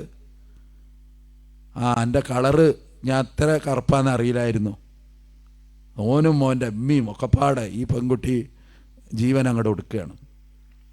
നാട്ടിലതല്ലേ നടക്കണത്. അത് ചെയ്യാൻ പാടില്ല, അത് വേറെ വിഷയം. പക്ഷേ അങ്ങനെ മാനസികമായിട്ട് വീടിൻ്റെ ഉള്ളിൽ നിയമങ്ങൾ എന്തുണ്ടാക്കിയിട്ടെന്താ? അതുകൊണ്ടൊന്നും ഒന്നും ആവില്ല. അത് ഉള്ളിൽ നിന്ന് വരണം, ദുആ വരണം, പ്രാർത്ഥന വരണം. അതിനൊരു സംസ്കാരം ആവശ്യമാണ്. അതാണ് നമ്മൾ വലിയ പാഠം. അതുകൊണ്ട് ഞാൻ ആദ്യം പറയുന്നത് റബ്ബിനെ ഓർക്കുക, ധാരാളമായിട്ട് അള്ളാഹിനെ ഓർക്കുക. നിങ്ങളൊറ്റക്ക് എന്നെ ഓർത്താൽ ഞാൻ ഒറ്റക്ക് നിങ്ങളെ ഓർക്കും. നിങ്ങളൊരു സദസ്സിൽ എന്നെ ഓർത്താൽ ഏറ്റവും ഉന്നതമായ സദസ്സിൽ ഞാൻ നിങ്ങളെ ഓർക്കും. മലക്കുകളുടെ സദസ്സാണ്, നിങ്ങളെപ്പറ്റി ഞാൻ ഓർക്കും. അല്ലാഹ് പറയാ. അതേ സമയത്ത് വമൻ അഅറദ അൻ ദിക്രി, എൻ്റെ ഓർമ്മയെ തൊട്ട് നിങ്ങൾ തിരിഞ്ഞു കളഞ്ഞാൽ ഫഇന്ന ലഹു മഈശതൻ ലങ്കാ, നിങ്ങളെ ജീവിതം ഇടുങ്ങിയതായി പോകും. അതാണ്, നിങ്ങളെ ജീവിതം തന്നെ ഇടുങ്ങിയതായി പോകും എൻ്റെ ഓർമ്മകൾ വിട്ടാൽ. ഇന്നിപ്പോൾ അതല്ലേ നാട്ടിൽ നടക്കുന്നത്. ഈ സ്ഥിരമായി മദ്യപിക്കുന്ന ആളുകളുണ്ടല്ലോ, നമ്മൾ വിചാരിക്കണ്ടോ അവർക്ക് വല്ല സമാധാനം ഉണ്ടെന്ന്? ഒരു സമാധാനം അവർക്കില്ല, ഒരു സമാധാനം അവർക്കില്ല. ജീവിതത്തിൻ്റെ താളം തെറ്റിയ കുറേ മനുഷ്യന്മാരുണ്ടല്ലോ, ഒരു സമാധാനം ദുനിയാവിൽ അവർക്കില്ല. നമ്മൾ വിചാരിക്കും ഭയങ്കര ഒന്നുമില്ല. എന്നും അടി, എന്നും പ്രശ്നം, എന്നും കത്തിക്കുത്ത്. സ്വസ്ഥത എന്ന് പറഞ്ഞത് അവർക്കില്ല. ജീവിതത്തെപ്പറ്റി ഒരു കാഴ്ചപ്പാടില്ല, ഒരു ഉത്തരവാദിത്വമില്ല. സമൂഹത്തിനുള്ള പിന്നെ ഉണ്ടാക്കി കൊടുക്കുന്ന അപകടം, അപജയം ആലോചിച്ച് നോക്ക്. നമ്മളെത്ര ഭാഗ്യവാന്മാരാ ഈ ഒരു വൃത്തത്തിൽ നിന്നതുകൊണ്ട്, ഈ ഒരു സംസ്കാരത്തിൻ്റെ തണലിൽ നമ്മൾ എത്തിയത് കൊണ്ട്, അള്ളാഹിൻ്റെ കാവൽ നമുക്ക് ലഭിച്ചത് കൊണ്ട്. അതാണ് തൗഹീദ്, ഹിദായത്ത്. വലിയ സംഭവമാണത്. നമ്മൾ വിചാരിക്കണ പോലെയല്ല. 17 തവണ അള്ളാഹിനോട് നമ്മൾ നിരന്തരം ദുആ ചെയ്യേണ്ട, ഇഹ്ദിന സിറാത്തൽ മുസ്തഖീം, നേർമാർഗം തരണം റബ്ബേ.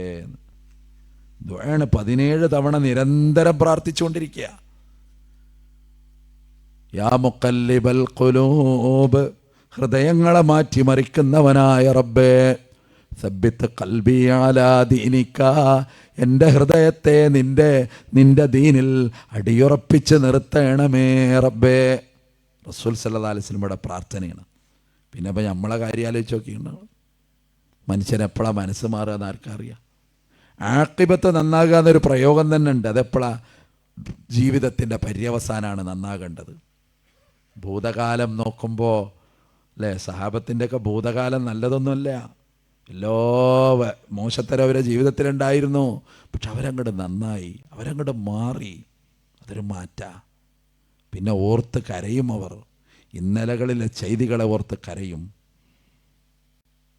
അല്ലേ. ഫാറൂഖുന സയ്യിദ് ഉമർ തന്നാട്ടിൽ, വഴിമധ്യ നിന്ന് പാട്ട് കേട്ടൊരു വീട്ടിൽ, കള്ളും കുടിച്ചു രസിച്ചു കൊണ്ടാ പാട്ട്, ഉടനെ പറഞ്ഞു തുറക്കടോ നീ പൂട്ട്. ഉമർ റളിയല്ലാഹു അൻഹു രാത്രിയിൽ ഇങ്ങനെ നടന്നു പോവുക.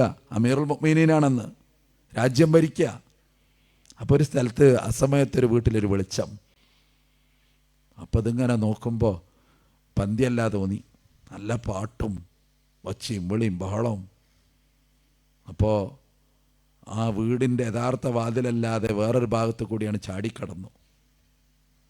എന്നിട്ട് ആ വീടിൻ്റെ മച്ചിൽ കയറി ഉള്ളിലേക്ക് ഉമർ അങ്ങോട്ട് നോക്കി. ഉമർ അമീറാണ്. നോക്കിയപ്പോൾ ഒരു കാണുന്നൊരു കാഴ്ച ഉണ്ട്. ഒരവിഹിതം, അതിൻ്റെ വൃത്തം ഒരുങ്ങുക. ഒരു പെണ്ണ്, അതോടെ മദ്യം, ഒരു ചെറുപ്പക്കാരൻ. ഉമർ റളിയല്ലാഹു അൻഹു പറഞ്ഞു, മുകളിൽ നിന്ന് ഒറ്റ വിളിയാ, ഞാൻ അമീറുൽ മുഅ്മിനീനാണ്, എനിക്കുള്ള ശിക്ഷ ഞാൻ തരും, തുറക്കട വാതിലെന്ന്. വാതിലങ്ങോട്ട് തുറന്നെന്ന് മാത്രമല്ല, ഈ മനുഷ്യൻ തിരിച്ചു കുറച്ച് കാര്യങ്ങൾ പറയാണ്. വാതിലൊക്കെ തുറന്നിട്ട് പറഞ്ഞു, പ്രജയെങ്കിലും കൂസാതെ അയാൾ പറയുന്നു, ഖുർആന്റെ വചനം കേൾക്കമീറേ ഒന്ന്, ഒരു തെറ്റ് മാത്രം ചെയ്തു പോയി ഞാൻ തങ്ങളെ, മൂന്നെണ്ണമുണ്ട് തെറ്റു പറയാൻ നിങ്ങളെ, അനുവാദമില്ലാതിവിടമിൽ കടന്നൊന്ന്, മതിലിൻ്റെ മുകളിൽ ചാടി നിങ്ങൾ വന്ന്, കതകിൻ്റെ പഴുതിൽ കൂടി നോക്കി മൂന്ന് തെറ്റങ്ങൾ ചെയ്ത്, ഞാൻ ഒരു തെറ്റേ ചെയ്തിട്ടുള്ളൂ എന്നാ. വിയർപ്പിൽ കുളിച്ചു എന്നാ ഉമർ റളിയല്ലാഹു അൻഹു ആ മനുഷ്യൻ പറയുന്ന കേട്ടിട്ട്, എന്നോട് ക്ഷമിക്കണം. അങ്ങനെ ഇറങ്ങിയാണ് പോയി. വലാ തജസ്സസു എന്നുള്ള ആയത്താണ് ആ ചെറുപ്പക്കാരൻ ഓതിയത്. അയാൾ പിന്നെ മാറി. പക്ഷേ അതിൽ വലിയൊരു പാടുണ്ട്. ജീവിതത്തിൻ്റെ സാമൂഹികമായ ബന്ധങ്ങൾ, അതിലൊക്കെ എന്തൊരു പ്രാധാന്യമെന്നറിയോ അല്ലേ. നമുക്ക് വേറുള്ളവൻ്റെ കാര്യം ആലോചിച്ചിട്ട് നമുക്ക് ബേജാറാണ് എപ്പോഴും. ഓല കാര്യം എന്താണ്, നമ്മളെ കാര്യം നമ്മൾ ആലോചിച്ചിട്ടില്ല. അങ്ങനെയുണ്ട് ചില ആൾക്കാർ. റബ്ബേ, ഓല പെരയിൽ 4 പെൺകുട്ടികൾ, എങ്ങനെ പോറ്റയുടെയൊക്കെ കല്യാണം നടക്കുക റബ്ബേ, എന്താ പോറ്റയുടെയൊക്കെ കഥ. വെറുതെ നമ്മൾ ടെൻഷൻ അടിക്കുകയാണ്. ഓലോട് ഒരു പ്രശ്നമല്ല. ഓല അതാ മന്തി കൊണ്ടിരുന്നോ, ഷവായി കൊണ്ടിരുന്നോ, പിന്നെ ഇപ്പോൾ പുതിയ സാധനങ്ങളൊക്കെ ഉണ്ടല്ലോ, ഒക്കെ കൊടുന്ന് ഇങ്ങനെ തിന്നണ ഒരു പ്രശ്നം അവിടെ അല്ല. ഓരോ സമയമായപ്പോൾ ഓരോ കുട്ടികളെ കല്യാണവും കഴിഞ്ഞു പോണു, നമ്മളും അവിടെ കൂടണു. ഈ ബേജാറായൊരു മുഴുവൻ അവിടെ വരുന്നത്. അവിടെ ഒരു പ്രശ്നമല്ല. ഈ ബേജാറായോ അങ്ങനെ അന്തം വിട്ട് നിൽക്കുക. എന്ത് നല്ല ബന്ധങ്ങളാണ് ആ പെരയിൽ വന്നതെന്നറിയോ. പഠിച്ചവൻ്റെ തീരുമാനം നോക്കൂ. എല്ലാ കാര്യവും അങ്ങനെ തന്നെ. നമുക്ക് കുറച്ച് ഓവർ ബേജാറുകളുണ്ട്. ഇനി എന്താകാന്ന്. എന്താകാനാ? കുടുംബജീവിതമൊക്കെ നയിക്കുമ്പോൾ നമ്മൾ ഓർക്കേണ്ട സംഗതിയാണ്. വെറുതെ അങ്ങോട്ട് ടെൻഷൻ അടിക്കും ആൾക്കാർ. ഇനി എന്താകാന്ന്. അതാ മോട്ടറിൻ്റെ അത് പൊട്ടിക്കണോ, പഠിച്ചോനെ, എന്തോ ഖിയാമന്നാൾ വരുന്ന പോലെയാണ് ചില പെരയിൽ. കറണ്ടൊക്കെ പോയാണ് ബേജാറ് അല്ലേ. അപ്പോഴും ചില ഈ അസൂയയുടെ ഒരു ഭാഗം കണ്ടില്ലേ നിങ്ങൾ. അടുത്ത മകള് പറയും കറണ്ട് പോയി ഉമ്മാന്ന്. ഉമ്മാൻ്റെ അല്ലാ എന്താ കാട്ടുക. മൈമൂട്ടിയാക്കാൻ്റെ കൂടെ കറണ്ട് ഉണ്ടോ നോക്ക്. മൈമൂട്ടിയാക്കാൻ്റെ കൂടെയും പോയിക്കണം. മൈമൂട്ടിയാക്കാൻ്റെ കൂടെയും പോയിക്കണില്ലേ, റാഹത്തായി. മൈമൂട്ടിയാക്കാൻ്റെ കൂടെ കത്തണുണ്ട്. എൻ്റെ മക്കളേന്ന് പറഞ്ഞിട്ട് തള്ള നെലിയും വിളിയും കൂടുക. എന്തൊരു അസൂയ എന്നറിയോ. അവിടെ കത്തണതാ പ്രശ്നം, ഇവിടെ പോയതല്ല പ്രശ്നം. ഈ മനസ്സ് നമുക്ക് എവിടുന്ന് വന്ന്. ചെറിയ സംഭവമൊന്നും അല്ലല്ലോ അല്ലേ. അൽ ഹസദു യഅ്കുലുൽ ഹസനാത്ത്. നിങ്ങളെ നന്മകൾ തിന്നുകളയും അസൂയ. കമായ കുലുന്നാറു അൽ ഹത്തബ, തീ വറക് തിന്ന് തീർക്കുന്ന പോലെ നിങ്ങളുടെ നന്മകൾ അസൂയ തിന്ന് തീർക്കുന്നുവെന്ന് പരിശുദ്ധ നബി സല്ലല്ലാഹു അലൈഹി വസല്ലം. രണ്ട് കാര്യത്തിൽ അസൂയ അല്ലാന്ന റസൂലുള്ളാഹി പറഞ്ഞത്. ലാ ഹസദ ഇല്ലാ ഫീ സിനൈൻ. രണ്ട് കാര്യത്തിൽ അസൂയ അല്ലാന്ന. ഒന്ന്, ഒരാൾക്ക് അല്ലാഹു ഇൽമ അങ്ങോട്ട് കൊടുത്ത് അയാളത് ആളുകൾക്ക് ബോധനം നടത്തുന്നു, പഠിക്കുന്നു, ജനങ്ങൾക്ക് ഉപകാരം കൊടുക്കുന്നു. അയാൾക്ക് ഖുർആൻ അല്ലാഹു വിജ്ഞാനം കൊടുത്തു, അയാളത് സമൂഹത്തിന് ഉപകാരമായ രീതിയിൽ കൈകാര്യം ചെയ്യുന്നു. അതിൽ അസൂയല്ല. അതേപോലെ എനിക്കാകണം എന്നുള്ള ആൾക്ക് പരിശ്രമിക്കാമെന്നാണ്. രണ്ടാമത് പറഞ്ഞത്, ഒരാൾക്ക് അല്ലാഹു സമ്പത്ത് അങ്ങോട്ട് കൊടുത്തു. അഅ്താഹു മാലൻ കസീറൻ, ധാരാളം പണം അങ്ങോട്ട് കൊടുത്തു. കൊടുത്ത മനുഷ്യൻ എന്താ കാട്ടണമെന്നറിയോ? അത് പിശുക്കി പിടിക്കല്ല, അതിങ്ങനെ ആളുകൾക്ക് ധർമ്മം ചെയ്യുന്നു. അപ്പോൾ നമുക്ക് ആലോചിക്കാം എന്ത്? അപ്പോൾ നമുക്ക് ആലോചിക്കാം അതേപോലെ ആകാൻ. ആ രണ്ട് കാര്യം അതിലല്ലാതെ അസൂയല്ല എന്നാ. അതൊരു പാടാണ്. നമ്മൾ പരിശുദ്ധ ഖുർആൻ അല്ലേ പഠിക്കണ്ടേ? നമ്മൾ ഖുർആൻ പഠിക്കണം, ധാരാളമായിട്ട് പഠിക്കണം. അതൊരു കടലാണ്. പാരായണം അല്ലേ? ചില ആളുകൾ അഭിമാനം പറയുന്ന പോലെ തോന്നിയിട്ടുണ്ട്. ഞാൻ മദ്രസയിലൊക്കെ നന്നായിട്ട് ഓതിയിരുന്നു, പിന്നെ ഇപ്പം എനിക്കിപ്പോൾ ആകെ ആമന റസൂൽ തന്നെ അറിയുള്ളൂ എന്നൊക്കെ ഒരു ചെങ്ങായി ഓവാലത്തും വരുന്ന് പറയുന്ന കാല. വലിയ സംഭവമായിട്ടാണ് അത് പറയുന്നത്. ആയത്തുൽ കുർസിയും കുറച്ചൊക്കെ അറിയാം, പിന്നെ എനിക്ക് അതൊന്നും എനിക്ക് വലിയൊരു പുടിയാറില്ല എന്ന് പറഞ്ഞിട്ട് ഈ അല്ലേ പഴയകാലത്തെ പണ്ഡിതന്മാർ പറഞ്ഞത് ഖുർആൻ പഠിച്ച് മറക്കൽ ഹറാം എന്നാണ് പറഞ്ഞത്. ഖുർആൻ പഠിച്ച് മറക്കാൻ പാടില്ല. എൻ്റെ മോനാണ് ഇവിടെ ഖിറാത്ത് നടത്തിയത്.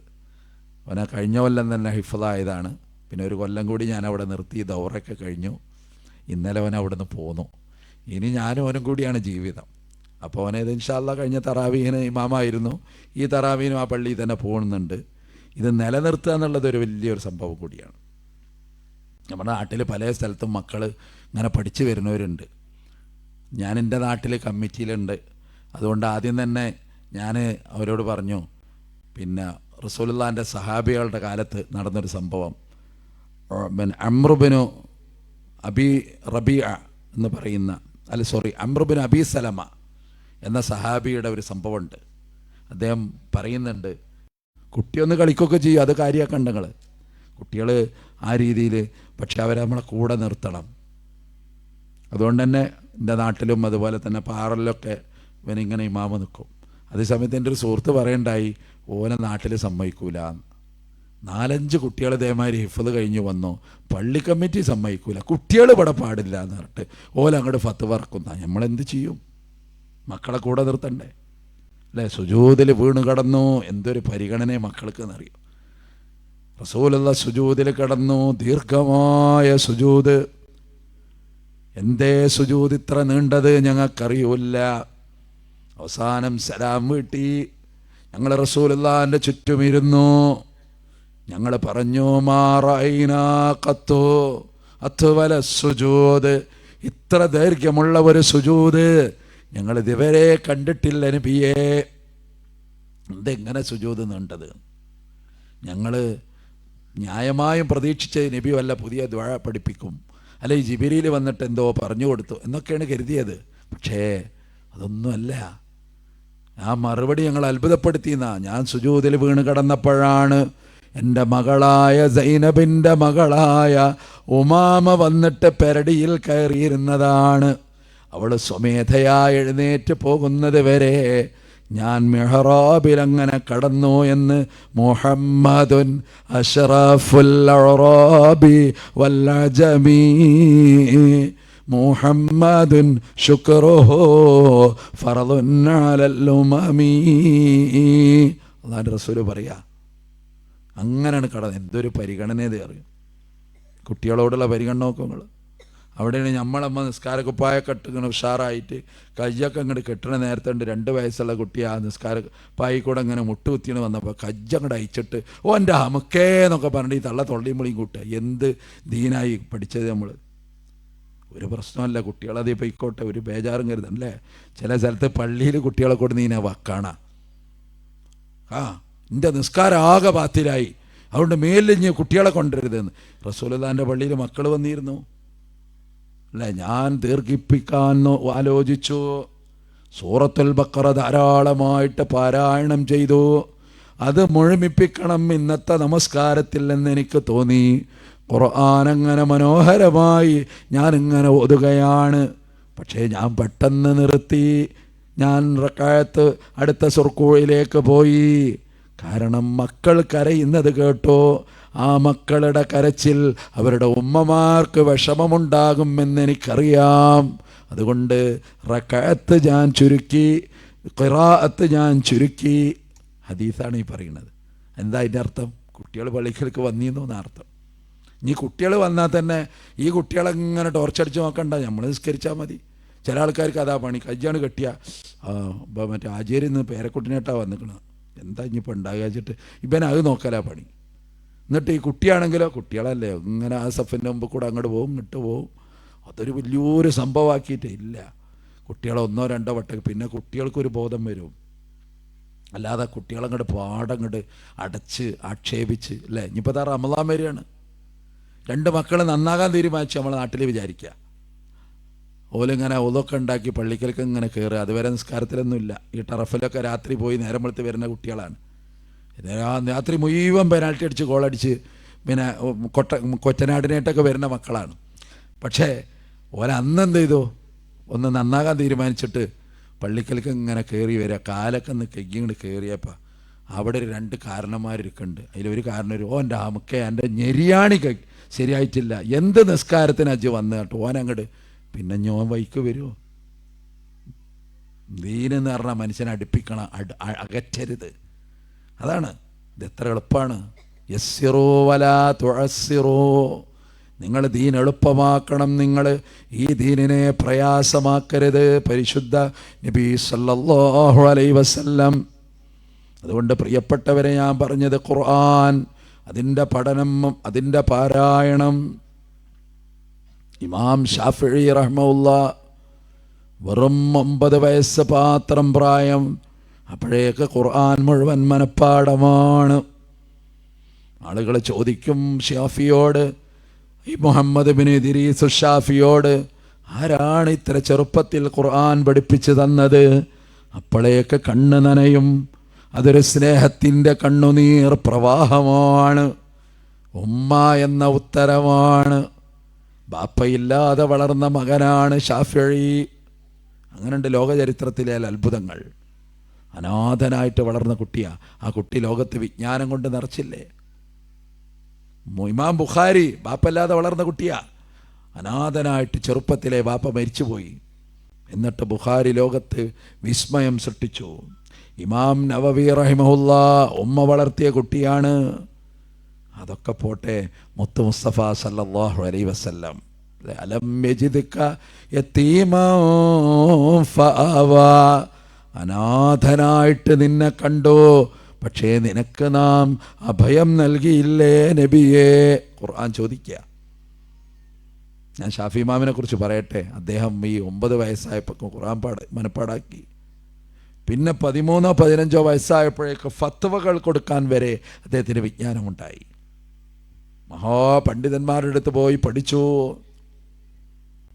അന്നത്തെ ഒരു പഠന രീതി എങ്ങനെയെന്ന് അറിയാം. ഉച്ചവരെ അതുവരെ പഠിച്ചത് ഉസ്താദിന് പറഞ്ഞു കൊടുക്കും. അതാണ് അന്നത്തെ പഠന രീതി. പഠന രീതിക്ക് പല കാലത്തും പല സ്വഭാവ മാറ്റങ്ങളൊക്കെ വരും അല്ലേ. നമ്മൾ സ്കൂളിൽ പഠിച്ച മാതിരത്തെ പുസ്തകമല്ല ഇപ്പോൾ. ഇപ്പോൾ 1-ാം ക്ലാസ്സിലൊക്കെ പുസ്തകം നോക്കിയാൽ, പണ്ടൊക്കെ നമ്മൾ റാഗി പറക്കുന്ന ചെമ്പരുന്തേ നീയുണ്ടോ മാമാങ്ക വേല കണ്ടു, വേലയും കണ്ടു വീളക്കും കണ്ടു, കടലിൽ തീര കണ്ടു കപ്പൽ കണ്ടു. പഴയ 2-ാം ക്ലാസ്സിലെ ബുക്കിലുണ്ട്. ഇപ്പോഴത്തെ 2-ാം ക്ലാസ്സിലെ ബുക്ക് നോക്കിയിട്ടുണ്ടെങ്കിൽ ലീല വന്നു, പിന്നെ പൂവ് വിടർന്നു, പിന്നെ കുറേ ചിത്രങ്ങളാണ്. എന്താ കുട്ടിക്കും അറിയില്ല, എടുക്കണം മാസിനും അറിയില്ല. പിന്നെ ഒരു കഥകളിയാണ്. അതങ്ങനെയാണ്. പണ്ടത്തെ ബുക്ക് അങ്ങനെയല്ല, കുറേ മാറ്റങ്ങളുണ്ടായിരുന്നു, കുറേ സംഗതികൾ. ഇപ്പോൾ ബുദ്ധിജീവികൾ പറയട്ടോ, അത്ര മതി, അക്ഷരമൊന്നും വേണ്ട, അതങ്ങനെ പൊടിഞ്ഞോളും, അതൊക്കെ പറയും. ആയിക്കോട്ടെ, അത് നമ്മൾ അങ്ങോട്ട് പോവുകയല്ല. ഞാൻ പറഞ്ഞു വന്നത് എന്തൊരു മാറ്റം. അവിടെ ഷാഫി ഇമാമിൻ്റെ പഠനകാലം എന്ന് പറഞ്ഞാൽ ഷാഫി ഇമാമ് ഉച്ചവരെ പഠിച്ച ഉസ്താദിനാണ് ചൊല്ലിക്കൊടുക്കും. ഒരു ദിവസം ഉസ്താദിന് ചൊല്ലിക്കൊടുക്കുക. പക്ഷെ അന്ന് കിട്ടണില്ല, ഷാഫിക്കൊക്കെ തെറ്റുക, ചൊല്ലിക്കൊടുക്കണമൊക്കെ തെറ്റുക. അപ്പോൾ അത്ഭുതത്തോടു കൂടി ഉസ്താദ് പറയാ, വക്കീഴ് എന്നാണ് ഗുരുനാഥൻ്റെ പേര്, ഇമാം വക്കീഴ് റഹ്മഹുള്ള. അദ്ദേഹം പറയാ, എന്താ കുട്ടി എനിക്ക് പറ്റിയത്, ഇങ്ങനെ ആയിരുന്നില്ലല്ലോ. അപ്പോൾ ഷാഫി കരയാൻ തുടങ്ങി. അപ്പോൾ ഉസ്താദ് പറഞ്ഞു, അള്ളാഹുവിന് ഇഷ്ടമില്ലാത്തൊരു ഹറാമ് നീ പ്രവർത്തിച്ചിട്ടുണ്ട്, അതായിരിക്കും കാരണം. കുട്ടി പറഞ്ഞു, അതെ ഉസ്താദ്, എന്നൊരു അബദ്ധം പറ്റി. ബഗ്ദാദിൻ്റെ അങ്ങാടിയിലൂടെ ഞാൻ നടന്നു വരുമ്പോൾ ഒരു പെണ്ണിൻ്റെ വസ്ത്രം അവളുടെ കണങ്കാലിൽ നിന്ന് അല്പം ഉയർന്നു. അറിയാതെ എൻ്റെ കണ്ണ് ഉടക്കിപ്പോയി. ഞാൻ അള്ളാഹുവിൽ തൗബ ചെയ്തിട്ടുണ്ട്, അതന്നെയാണ് കാരണം എന്ന് ഉസ്താദ് പറഞ്ഞു. എന്നിട്ടൊരു ഉപദേശമുണ്ട്. ഇമാം ഷാഫി പിന്നീട് അത്, ഷാഫി ഇമാമിന് ഫിഖിൻ്റെ ഗ്രന്ഥം മാത്രമൊന്നുമല്ല കേട്ടോ, ഷാഫി ഇമാമിൻ്റെ കവിതകൾ സമാഹരിച്ച അത്ഭുതം തോന്നിപ്പോവും നമ്മൾ. എത്ര മനോഹരമാണെന്നറിയും. ശക്കൗതു ഇലാ വഖീഇൻ സുഅ ഹിഫളി فأرشدني بترك المعصيات وقال العلم نور الله حقا ونور الله لا يعطى لعصي. ഷാഫി ഇമാമിൻ്റെ വരികളാണ്. ശക്കൗത്തു, ഞാൻ ആവലാതി പറഞ്ഞു, ഇലാ വക്കീഴ്, എൻ്റെ ഗുരുനാഥനായ വക്കീഴിനോട്, സുഅ ഹിഫളി, എൻ്റെ മനപ്പാടം മോശമായിട്ടുണ്ട്. അപ്പോൾ ഫഅർശദനി, എൻ്റെ ഉസ്താദ് എന്നെ ഉപദേശിച്ചു, ബിതർക്കിൽ മഅസിയാത്ത്, നീ ദോഷങ്ങൾ ഒഴിവാക്കണം. വഖാലൽ ഇൽമു നൂറുല്ലാഹി ഹഖാ, അറിവ് അല്ലാഹുവിൻ്റെ വെളിച്ചമാണ്. വനൂറുല്ലാഹി ലാ യുഅ്താ ലിആസി, ദോഷം ചെയ്തവർക്ക് അല്ലാഹു കൊടുക്കൂല എന്നാ. ഖുർആൻ്റെ കാര്യം അങ്ങനെ തന്നെ കേട്ടോ. ചില ആൾക്കാർ പറയും ഖുർആൻ ക്ലാസ്സിൽ പോയിട്ട് ഒന്നും പഠിയണില്ല, അതുകൊണ്ട് ഞാൻ ഇനി ക്ലാസ്സിനില്ല. അങ്ങനെയല്ല തീരുമാനിക്കേണ്ടത്. എനിക്കെന്തോ കുഴപ്പമുണ്ട് എന്നാണ് അതിൻ്റെ അർത്ഥം. എനിക്കിതെന്താ പഠിയാത്തത്, കാരണം ഈ ഹറാമും ഇത് രണ്ടും കൂടി യോജിക്കൂല. അങ്ങനെയാണ്. ചില ആളുകളെ പറ്റി പഠിച്ചാൽ അന്തം വിട്ടുപോകും. ഞാൻ ഇപ്പോൾ എൻ്റെ നാട്ടിലെ ഒരാളെ പറ്റിയിട്ട് വേറൊരാൾ പറഞ്ഞെന്താ, പറയാൻ പാടണമെന്ന് എനിക്കറിയില്ല. വേറൊരാൾ പറഞ്ഞു, മൂപ്പർക്ക് ഒരു ബർക്കത്തുമില്ല, എല്ലാ ബിസിനസ്സും ചെയ്യും, ഒക്കെ പാളിപ്പൂണാണ്, എന്തോ പരീക്ഷണമുള്ള പോലെ. അപ്പം അങ്ങനെ എന്താ പാവത്തിന്, മൂപ്പർക്കൊരു കുഴപ്പമുണ്ട് എന്നാ. എന്താ കുഴപ്പമെന്നറിയോ, മൂപ്പര് അവിടെ നിന്നൊന്നും നിൽക്കില്ല. രാവിലെ നേരത്തെ അവൽ സുബി കഴിഞ്ഞേക്ക് ഒറ്റപ്പാലത്തേക്കാണ് പോകും. എന്നിട്ട് അവിടെ ഉണ്ട് ഈ ലോട്ടറി, തോണ്ടണ ലോട്ടറി, അതിൻ്റെ ആളാണ്. അതൊരു ഹരാണ് മൂപ്പർക്ക്. അതിങ്ങനെ എടുക്കുക, എന്നിട്ട് എപ്പോഴേലും ഒരു 100 റുപ്യ കിട്ടും. 10,000 പോയിട്ടുണ്ടാവും. അതൊരു രസമാണ്. ആ 100 റുപ്യ ഒരു പുളകണ്ട അയാൾക്ക്, സന്തോഷം. ഇതിൻ്റെ ഒരു അഡിക്ഷനാണ് അയാൾ. 5 നേരം നിസ്കരിക്കുന്നുണ്ട്. എന്താ ചെയ്യുക? വല്ല ബർക്കത്തുണ്ടോ, വല്ല ഗുണമുണ്ടോ, ജീവിതത്തിൽ വല്ല മാറ്റമുണ്ടോ? അങ്ങനെ കുറേ സംഗതികൾ. നമ്മളൊക്കെ ജീവിതത്തിൽ അങ്ങനെ എന്തെങ്കിലുമൊക്കെ ഉണ്ടാകാം, തിരുത്തണം നമ്മൾ. എന്നിട്ട് ഷാഫി നമ്മളോട് പറഞ്ഞു, ഇമാം ഷാഫി റഹ്മത്തുള്ളാഹി, നിങ്ങൾക്ക് ഒരു കാര്യം പഠിക്കണമെങ്കിൽ 6 കാര്യം വേണമെന്ന്. ഒരു വിഷയം പഠിക്കണമെങ്കിൽ 6 കാര്യം വേണം. ലഖീലൻ തനാലുൽ ഇൽമ ഇല്ലാ ബിസിത്തതി സൗംബിക മജ്മൂഇ ഹാബിബയാനി ذكاء وحرص واصطبار وبلغة وإرشاد أستاذي وطول زماني. അതിൽ ഒന്നാമത് എന്താണ്? 6 കാര്യം വേണം. ഒന്ന് തക്കാകുന്നതാണ്, ബുദ്ധി. കുറച്ചൊരു ബുദ്ധി വേണം. പഠിച്ചവൻ ബുദ്ധിയൊക്കെ നമുക്ക് തന്നിട്ടുണ്ട്. നല്ല ബുദ്ധി നമുക്കുണ്ട് കേട്ടോ, അതിനൊന്നും ഒരു കുറവുമില്ല. തക്കാ. 2 ഹെർസ് പറഞ്ഞാൽ താല്പര്യം ഉണ്ടെങ്കിലേ പഠിയുള്ളൂ കേട്ടോ. അത് ഖുർആനാകട്ടെ എന്താകട്ടെ, നമുക്ക് താല്പര്യം ഉണ്ട് ഈ പടി. നമ്മളിപ്പോൾ സ്കൂളിൽ പഠിച്ച ആൾക്കാരാണല്ലോ, ചില വിഷയങ്ങളോട് താല്പര്യം ഉണ്ടായി. എന്താ, അതങ്ങനെയാണ്, നല്ല പഠിച്ചു അതിൻ്റെ ആ വിഷയത്തിൻ്റെത്. ഇതിൽ തന്നെ ഷാഫി പറയേണ്ടി ഇർഷാദ് ഉസ്താദ് എന്നാ, നല്ലൊരു അധ്യാപകൻ വേണമെന്നാ. ചില വിഷയങ്ങൾ നമ്മൾ ഇഷ്ടപ്പെട്ടത്. വെളിയങ്കോടുള്ള ഒരു സഹോദരനുണ്ട്, അയാൾക്ക് അബുദാബിയിൽ ബിസിനസ്സാണ്. ഇപ്പോൾ അയാൾ നാട്ടിൽ കൂടിയിരിക്കണം. ഞാൻ ഇന്നലെ അയാൾ വീണ്ടും കണ്ടു. 10-15 കൊല്ലം മുമ്പ് അയാൾ എന്നോട് പറഞ്ഞൊരു സംഗതി എന്നെ വല്ലാതെ ചിന്തിപ്പിച്ചൊരു സംഗതിയാണ്. അതായത് അയാൾ പറയാ, നമ്മളിപ്പോൾ ഈ ജൂതന്മാരങ്ങനെ കുറ്റം പറയാലോ, അല്ല അങ്ങനെ അങ്ങോട്ട് അക്രമം ഇങ്ങോട്ട് അക്രമം. പഠിക്കാനും പകർത്താനും ചില ഗുണങ്ങൾ അവരിലുണ്ട് പറഞ്ഞു ഇയാളിനോട്. അപ്പോൾ എനിക്കും അതൊരു ഇതായി തോന്നി. എന്താണെന്ന് ചോദിച്ചു. അപ്പോൾ അയാളൊരു ബിസിനസ് പാർട്ട്ണറുണ്ട് അവിടെ അബുദാബിയിൽ. അയാളൊരു ജൂതനാണ്. അപ്പോൾ നാളെ നമുക്ക് 5 മിനിറ്റ് മീറ്റ് ചെയ്യണം, 5 മണിക്ക് മീറ്റ് ചെയ്യണമെന്ന് രണ്ടാളും തീരുമാനിച്ചു. അപ്പോൾ നമ്മുടെ ഈ മുസ്ലിം സഹോദരൻ ജൂതനോട് പറഞ്ഞു, 5 മണിക്ക് തന്നെ വരണം കേട്ടോ, എനിക്കത് കഴിഞ്ഞിട്ട് വേറെ പോകാണ്ട്, സമയം ഒട്ടും വൈകരുത്, 5 മണിക്ക് തന്നെ വരണം. അപ്പോൾ അയാൾ പറഞ്ഞു, ഞാൻ 5 മണി പറഞ്ഞാൽ 5 മണിയാണ്. I am not a Muslim. ജൂതൻ പറഞ്ഞ വാക്കാ. അത് കേട്ടിട്ട് ഞാൻ ഞെട്ടിയതാണ്. ഞാൻ മുസ്ലിം അല്ലാന്ന് ജൂതൻ പറയാ. അന്ന് തിരിഞ്ഞില്ലേ ബാക്കി കാര്യങ്ങളൊക്കെ. അതാണ് നമ്മളെ കൾച്ചർ. അവിടെയാണ് ദക്കാഉം വഹിറസുൻ വസ്തിബാറും വബുൽഗത്തുൻ വഇർഷാദു ഉസ്താദി വതൂല സമാനി. ഒരുപാട് കാലം പഠിക്കണം, ഒരുപാട് കാലം പഠിക്കണം, എന്നാലേ എന്തേലുമൊക്കെ അറിയുള്ളൂ. മറ്റേത് നമുക്കൊന്നും അറിയില്ല എന്നുള്ളതാണ് വസ്തുത. നമുക്ക് പൊതുവെ ഒരുപാട് അറിയുന്നൊരു ധാരണയാണ്. അങ്ങനെയല്ല, ധാരാളമായിട്ട് പഠിക്കണം, അള്ളാൻ്റെ അനുഗ്രഹം ഉണ്ടാകും. കുടുംബ ബന്ധങ്ങൾ നന്നാക്കണം, അല്ല എന്നല്ലെങ്കിൽ നാളെ മരിച്ചു പോകുന്നുള്ള ഓർമ്മ വേണം. വേഷവിധാനങ്ങളിൽ ശ്രദ്ധ വേണം.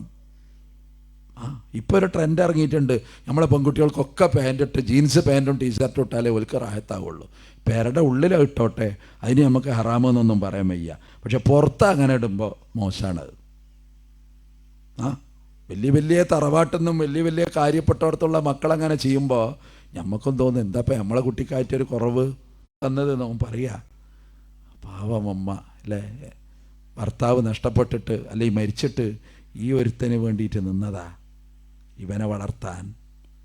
അവസാനം നിങ്ങൾ ആലോചിച്ച് നോക്കൂ, ആ ഉമ്മ അവൻ്റെ കൈ എത്ര തവണ കഴുകിയിട്ടുണ്ടാകണം, ആ കൈകളിൽ എത്ര ഉമ്മ കൊടുത്തിട്ടുണ്ടാകണം ആ ഉമ്മ. പക്ഷേ ആ കൈകൊണ്ട് ഘാതകനെ പ്രസവിക്കാൻ ദൗർഭാഗ്യം കിട്ടിയ ഉമ്മ. നിനക്കായവര് ക്ലേശങ്ങൾ എന്തു സഹിച്ചതാ, അതുപോലെ തന്നെ അവരെന്ത് ദുഃഖം തിന്നതാ. നീ രോഗിയായാൽ നൊമ്പരം അവർക്കുള്ളതാ, കരയാത്ത കണ്ണും കരകവിഞ്ഞൊഴുകുന്നതാ. അവർക്കുള്ള നൊമ്പരം, അവർക്കുള്ള നെഞ്ചകം എത്ത പോൽ വിരിച്ചിട്ടതാ. നീ എത്ര കാലമതിൽ കിടന്ന് സുഖിച്ചതാ. കാണേണ്ട സമയം തെറ്റിയാൽ ക്ഷമയറ്റതാ. ഹബ്സിൽ അകപ്പെട്ട പോൽ അവർ ആകുന്നതാ. അതാ ഉമ്മ, അതാ ബാപ്പ അല്ലേ, അയൽവക്കം ഒക്കെ പ്രധാനമാണ് കേട്ടോ. ഞാൻ അവസാനിപ്പിക്കുകയാണ്. ഒറ്റ സംഭവം പറഞ്ഞ് ഞാൻ നിർത്താൻ. നമ്മൾ ഈ സ്നേഹവും ബന്ധമൊക്കെ നിലനിർത്തണം. ദീനതാ നമ്മളോട് പറയുന്നത്, വൈരമല്ല പഠിപ്പിച്ചത് അല്ലേ. പരസ്പരമുള്ളൊരു വിദ്വേഷം ഉണ്ടല്ലോ, അത് ഉണ്ടാകരുത് അല്ലേ. ചില വീട്ടിൽ കാണാം, ഒരു മരിയോള് കുട്ടി ഇങ്ങോട്ട് വന്ന അമ്മായിമാക്കൊക്കെ ഒരു അഹങ്കാരന് വരലുണ്ട്. ഇനി മുതൽ ഇവിടെ ആരും പൊടിക്കാനും കൊണ്ടുപോകില്ല, ഇനിയൊക്കെ അത് ഇടിച്ച് ഇങ്ങനെ അല്ലേ. ഈ സാധു പെണ്ണിന് കാണാൻ ഇടിക്കാൻ കൊടുത്തിട്ടുണ്ടാവും. കുറേ അരി നനച്ചിട്ടും നനക്കാതെയൊക്കെ കൊടുത്തിട്ട് ഒലക്കും കൊടുത്തിട്ട് അതിലിങ്ങനെ പാവം എന്തിനുണ്ടത് അറിയണം, ഇതിങ്ങനെ ഇടിക്കും. അവസാനം അയലോക്കത്തെ പെണ്ണുങ്ങളൊരു കുശലം പറയാൻ വേണ്ടി വരുന്നുണ്ട്. കാരണം ഇവൾക്ക് വീട്ടിൽ പണിയെടുത്തിട്ട് ഒരു പരിചയമില്ലാന്ന് ഓൽക്കൊക്കെ അറിയാം. പക്ഷെ ഇവര് വന്നിട്ട് ഇങ്ങനെ നോക്കുമ്പോൾ നല്ല പൊടിഞ്ഞിക്കണ്. ഒരു പണിയെടുത്ത് പെരിയിൽ പരിചയമില്ലാത്തൊരു കുട്ടി ഇമാതിരി അരിയൊക്കെ പൊടിഞ്ഞു കണ്ടിട്ട് പത്തിരിനേക്കായും സൂപ്പറായിട്ട് പൊടിഞ്ഞിക്കണം.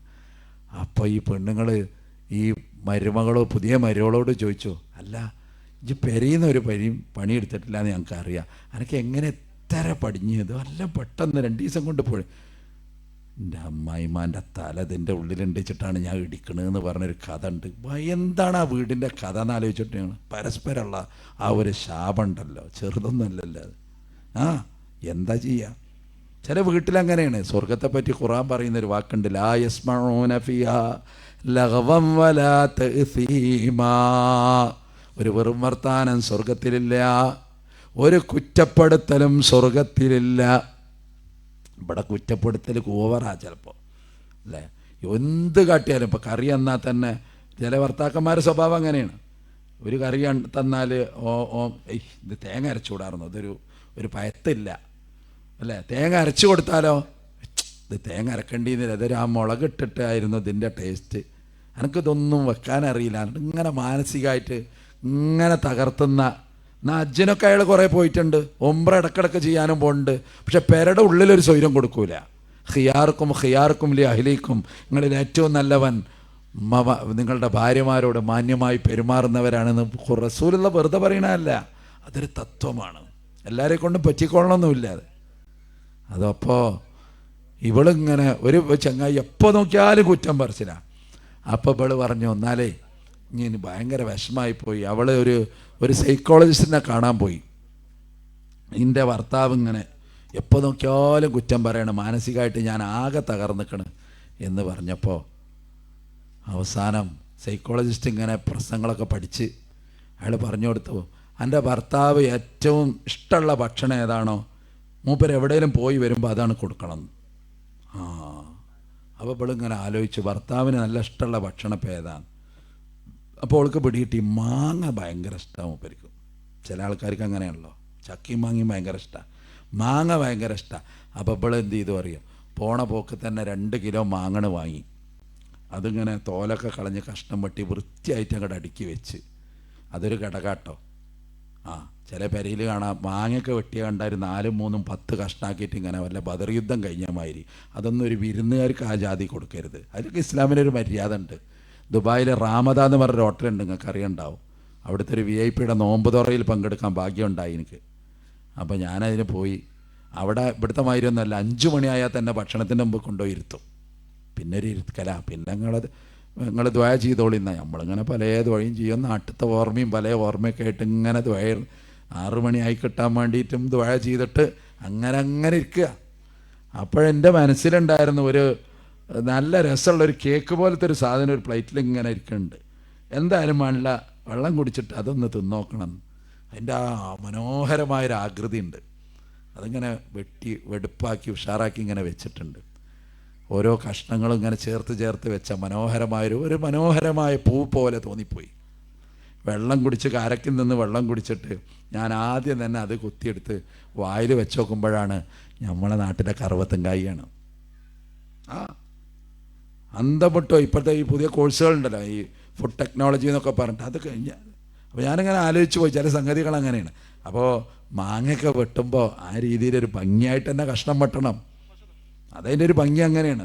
വിരുന്നേരൊക്കെ വരുമ്പോൾ നല്ല പ്ലേറ്റ് തന്നെ വേണം, അല്ലാതെ ഏതേലും ഒരു പ്ലേറ്റ് അതൊന്നും വേണ്ട. അതൊക്കെ വിരുന്നേരം ആദരിക്കുക പറഞ്ഞാൽ ഇസ്ലാമിൻ്റെ മര്യാദയാണ്.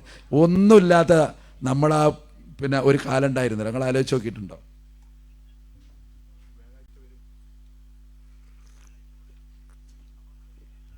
അന്നൊരു വീട്ടിൽ ഒരു പായ ഉണ്ടായിരുന്നു, ഒരു സുപ്ര ഉണ്ടായിരുന്നു. എല്ലാവരും കിടക്കൂല, നിലത്ത് കിടന്നാലും അതിൽ കിടക്കൂല. കാരണം ആർക്കുള്ളതായിരുന്നു അറിയോ? വിരുന്നേർക്ക് വരുമ്പോൾ വിരിച്ചു കൊടുക്കാനുള്ളതായിരുന്നു. ആ പായിട്ടിട്ട് അതിൽ ആ സുപ്ര വിരിച്ചിട്ട് അതിലാ ഭക്ഷണം കൊടുത്തിരുന്ന ഒരു ദാരിദ്ര്യത്തിൻ്റെ കാലം നമുക്ക് ഓർമ്മ ഉണ്ടോ? അന്നും അങ്ങനെ തന്നെ ഇസ്ലാം. അപ്പോൾ ഞാനങ്ങനെ പറയുമ്പോൾ അങ്ങനെ നീണ്ടുപോകും, നിർത്തേണ്ട സമയം കഴിഞ്ഞിരിക്കണേ, ഞാൻ നിർത്തുകയാണ്. അപ്പോൾ എനിക്ക് നാളെ പരിപാടി ഉണ്ട്, കോഴിക്കോടാണ്. എൻ്റെ ഒച്ച എന്താകുക എന്ന് എനിക്ക് പേടിയുണ്ട്. ഓലാണെങ്കിൽ ഞാൻ പറഞ്ഞു ഓലോട്, അപ്പോൾ ഒച്ച കുഴപ്പമില്ല, നിങ്ങൾ പോരി, നിങ്ങളെ വർത്താനം വലിയ കുഴപ്പമൊന്നുമില്ല എന്നൊക്കെ പറഞ്ഞു പോലെ. ബാക്കി എന്താകുകയെന്ന് എനിക്കറിയില്ല. അല്ലല്ല, ഏതായാലും ഞാൻ പറഞ്ഞു വന്നത്, പിന്നെ മാങ്ങ വെട്ടി കഷ്ണാട്ടേക്ക് കൊടുത്ത് ഇവള് വിചാരിച്ചെന്താ അറിയോ? ഇന്ന് സമാധാനത്തിൻ്റെ ഒരു വർത്താനം ഭർത്താവിൽ നിന്ന് കിട്ടുന്ന 1.5 കിലോ മാങ്ങ പള്ളേന്ന് അറിഞ്ഞപ്പോൾ ഇവളെ വിളിച്ചു, ഇവിടെ ഒന്നാന്ന് പറഞ്ഞു. അപ്പോൾ ഇവള് ഓടിച്ചെന്നു, മാങ്ങ നന്നായിക്കണു ഉഷാറായിക്കണമെന്ന് പറയുന്ന ഇവള് വിചാരിച്ച് ചെവി ഇങ്ങനെ കൂർപ്പിച്ച് നിൽക്കുമ്പോൾ ബം ചൂടാകുക. എന്ത് പണിയജ് കാട്ടി, അനക്ക് തൊട്ട് പാല് പാർന്ന് ജ്യൂസ് അടിച്ചു വിടാറുന്നോ? ജ്യൂസ് അടിക്കാൻ പറ്റിയ മാങ്ങയാണിത്, ഇതിച്ചാണ് കൊളാക്കിക്കണൊക്കെ പാടെ എന്നിട്ട് അങ്ങോട്ട് ചൂടാകുക. പാവം പിറ്റേ ദിവസത്തോടെ 2 കിലോ മാങ്ങ വാങ്ങിയിട്ട് പാലൊക്കെ പാർന്ന് കുറുന്നനെ ജ്യൂസിന് അങ്ങനത്തെ ക്ലാസ് ഉണ്ട് കേട്ടോ. അല്ലാതെ ജ്യൂസിന് സ്റ്റീൽ ക്ലാസ്സിലൊന്നും ജ്യൂസ് കൊടുക്കരുത് വിരുന്നേര് വന്നാൽ. അപ്പം അതിനൊക്കെ പ്രത്യേക ക്ലാസ് ഉണ്ട്. അത് അങ്ങനെ തന്നെ ഇസ്ലാമും അങ്ങനെ തന്നെ പറയണത്. അല്ലാതെ ഒരു കോലല്ലാത്ത അതൊന്നും ചെയ്യരുതേ. ഏതായാലും നല്ല അടിപൊളി ക്ലാസ്സിൽ ജ്യൂസ് 2 ഗ്ലാസ്സാണ് കൊടുത്ത് 1.5 ഗ്ലാസ് കുടിച്ചപ്പോൾ ഇയാൾ പള്ള നിറഞ്ഞില്ലേ. അപ്പോൾ ഇയാൾ ഇവിടെ വിളിച്ച് ഇവിടെ എന്നായിരുന്നു. അപ്പോൾ അവൾ വിചാരിച്ചു ജ്യൂസ് നന്നായി എന്ന് പറയാനായിരിക്കും എന്ന്. ഇയാൾ ചൂടാകുകയാണ്. എന്ത് പണി ജല്ലേലും അങ്ങനെ തന്നെ ചെയ്യുള്ളൂ. ഇത് ഇന്നലത്തെ മാതിരിയുള്ള മാങ്ങയല്ല, ഇത് സത്യം പറഞ്ഞാൽ കഷ്ണം വെട്ടാൻ പറ്റിയതായിരുന്നു. എന്തിനാ എന്നൊക്കെ പറയണേ പറഞ്ഞിട്ട് ഇയാൾ ഇങ്ങനെ ചൂടാകുക. വല്ലാത്തൊരു ഗതികേട്. മൂന്നാമത്തെ ദിവസം ഇവള് ഏതായാലും സൈക്കോളജി അല്ലേ, മാങ്ങമ്മ മുള്ളോട്ട് എടുക്കുക പറഞ്ഞ മാതിരി ഇവള് 4 കിലോ മാങ്ങ വാങ്ങി, 2 കിലോ ജ്യൂസും അടിച്ചു, 2 കിലോ കഷ്ണവും വെട്ടി, രണ്ടും കൂടിയാണ് വെച്ചു കൊടുത്തു. ചങ്ങായി വന്നപ്പോൾ ഇതുമ്പോൾ ഒരു തീരുമാനമാവുമല്ലെന്ന്. അങ്ങനെ ഇപ്പം ജ്യൂസും കുടിച്ചു, കഷ്ണം മാങ്ങ അതും തിന്നു. ഇതിങ്ങനെ തിന്നിങ്ങനെ അത്യാവശ്യം വെള്ളം ഇങ്ങനെ നിറഞ്ഞേക്ക് ഇവിടെ വിളിച്ചു, ഇവിടെ എന്നാണ്. അപ്പോൾ ഓള് വിചാരിച്ചോ ഷാറായിക്കണമെന്ന് എന്നൊരു വാക്ക് പറയുന്നു വിചാരിച്ച് ഓളിങ്ങനെ കാത് കൂർപ്പിച്ചപ്പം പിന്നെ ചൂടാകാൻ തുടങ്ങിക്കണ്. അല്ലെങ്കിൽ എന്ത് പണിയാണ് കാട്ടിയത്? ജ്യൂസ് അടിക്കാൻ പറ്റിയ മാങ്ങയിട്ട് കഷ്ണം വെട്ടി ഇമാമാ. ആ മക്കൾക്ക് മാതൃകയായിട്ട് ജീവിതം ഞങ്ങൾക്ക് ക്രമപ്പെടുത്താൻ ഞങ്ങൾക്ക് ഭാഗ്യം തരണമേ റബ്ബേ. നമ്മളെ ഓർക്കുക. അതുകൊണ്ട് ദീനിൻ്റെ ചിട്ടവട്ടങ്ങൾ, അതിൻ്റെ ഷിയാറുകൾ അത് മുറുകെ പിടിക്കുക. എന്നല്ലെങ്കിൽ നാളെ നമ്മൾ മരിച്ചു പോകും. ആ ഓർമ്മ ഉണ്ടാകുക. അനുഗ്രഹം നിറഞ്ഞ സ്വർഗം അവിടെ നമ്മൾ എത്തിച്ചേരുക. അതിനുവേണ്ടി പണിയെടുക്കുക. അള്ളാഹു നമ്മൾ അനുഗ്രഹിക്കുമാറാകട്ടെ. ഈ കൂട്ടായ്മ അള്ളാഹു കബൂൽ ചെയ്ത് അനുഗ്രഹിക്കുമാറാകട്ടെ. ഒരുപാട് നേരം ഞാൻ അടുക്കും ചിട്ടിയില്ലാതെ അങ്ങനെ പറഞ്ഞാൽ എൻ്റെ ശബ്ദത്തിൻ്റെ പ്രശ്നമുണ്ട്. എന്നാലും ഞാനങ്ങനെ പറഞ്ഞങ്ങോട്ട് തീർത്തു. ഞാൻ പറയണിങ്ങനെ പറയും, പക്ഷെ ഇത് കഴിഞ്ഞിട്ട് എനിക്കും എൻ്റെ പേരീക്കെത്തണം, നിങ്ങൾക്ക് നിങ്ങളെയും പേരീക്കെത്തണം. പണ്ട് KN ഖാദറിൻ്റെ ഒരു പ്രസംഗം കേട്ട് ഓർമ്മയുണ്ട്. അബ്ദുന്നാസറുമായതിൻ്റെ പ്രസംഗം കേട്ടിട്ട് ഇങ്ങനെ തെക്കുബീർ വിളിച്ചൊരു സാധു പണ്ട് 1992-93 കാലത്ത് ഭയങ്കര തെക്കുബീർ അങ്ങോട്ട് വിളിച്ചിട്ട് ഇത് കഴിഞ്ഞ് മൂപ്പര് കരിമ്പോച്ചായിട്ട് മൂപ്പര് അങ്ങനെ അങ്ങോട്ട് പോയി ആൾക്കാരായിട്ട്. പിന്നെ ഇവന് പെരീക്ക് പോകണമെങ്കിൽ റബ്ബേ ഒറ്റോൻ്റെ പെരീൻ്റെ കൂടെ വേണം പോകാനേ. അന്ന് ഈ ടോർച്ച് മുറുക്കിയിട്ട് അങ്ങനെ നിന്ന് ആലോചിക്കുക, ഞോൻ്റെ പെരയുടെ കൂടെ വേണം അങ്ങ് പെരീക്കെത്താന്ന് പറഞ്ഞ മാതിരി. പിന്നെ അവസാനം പോക്ക് നമ്മളൊറ്റക്കാണ്. അപ്പോൾ അത് ഞാൻ അവസാനിപ്പിക്കുകയാണ്. എന്തായാലും വളരെ നല്ല ഒരു സദസ്സ്, അള്ളാഹു അനുഗ്രഹിച്ചൊരു സദസ്സ്. ഈ കൂട്ടായ്മ അള്ളാഹു കബൂൽ ചെയ്ത് അനുഗ്രഹിക്കുമാറാകട്ടെ. നമ്മളിൽ നിന്ന് വിട പറഞ്ഞു പോയ പ്രിയപ്പെട്ട ഒരുപാട് ആളുകൾ, അറിയുന്നവരും അറിയാത്തവരും, നമ്മളെ നമ്മളാക്കാൻ കഷ്ടപ്പെട്ടവർ, നമുക്ക് വേണ്ടി ജീവിതം സമർപ്പിച്ചവർ, മെഴുകുതിരി പോലെ ഉരുകിത്തീർന്നവർ, 6 അടി മണ്ണിലേക്ക് നേരത്തെ പോയവർ, ഓർക്കുമ്പോൾ കണ്ണ് നനഞ്ഞു പോകുന്ന കുറേ മനുഷ്യന്മാർ, സ്നേഹം മാത്രം നമുക്ക് സമ്മാനിച്ചവർ, ശകാരത്തിൻ്റെ ഉള്ളിലും സ്നേഹമാണെന്ന് കാലങ്ങൾക്ക് ശേഷം നമ്മൾ തിരിച്ചറിഞ്ഞവർ, അള്ളാഹു അവരുടെ ഖബർ ജീവിതം സ്വർഗതുല്യമാക്കി കൊടുത്ത് അനുഗ്രഹിക്കുമാറാകട്ടെ. അവരുടെ പാപങ്ങൾ അള്ളാഹു പുറത്ത് മാപ്പാക്കി തരുമാറാകട്ടെ. ഈ നാട്ടിലെ ദീനിൻ്റെ അന്തരീക്ഷവും ദീനിൻ്റെ ഷിആറുകളും അള്ളാഹു നിലനിർത്തി തന്ന് അനുഗ്രഹിക്കുമാറാകട്ടെ. നല്ല മക്കളെ തന്ന്, കൺകുളിർമയുള്ള മക്കളെ തന്ന് അള്ളാഹു നമ്മളെ അനുഗ്രഹിക്കുമാറാകട്ടെ. അല്ലാഹുമ്മ റബ്ബന ഹബ് ലനാ മിൻ അസ്വാജിനാ വദുർരിയാതിനാ ഖുർറത അഅ്യുൻ വജഅൽനാ ലിൽമുത്തഖീന ഇമാമാ. റബ്ബനഗ്ഫിർ ലനാ വലിഇഖ്വാനിനാ അല്ലദീന സബഖൂനാ ബിൽ ഈമാൻ വലാ തജഅൽ ഫീ ഖുലൂബിനാ ഗില്ലൻ ലില്ലദീന ആമനൂ ربنا إنك رؤوف رحيم. اللهم أعز الإسلام والمسلمين وأذل الشرك والمشركين. ربنا آتنا في الدنيا حسنة وفي الآخرة حسنة وقنا عذاب النار. والسلام عليكم ورحمة الله وبركاته.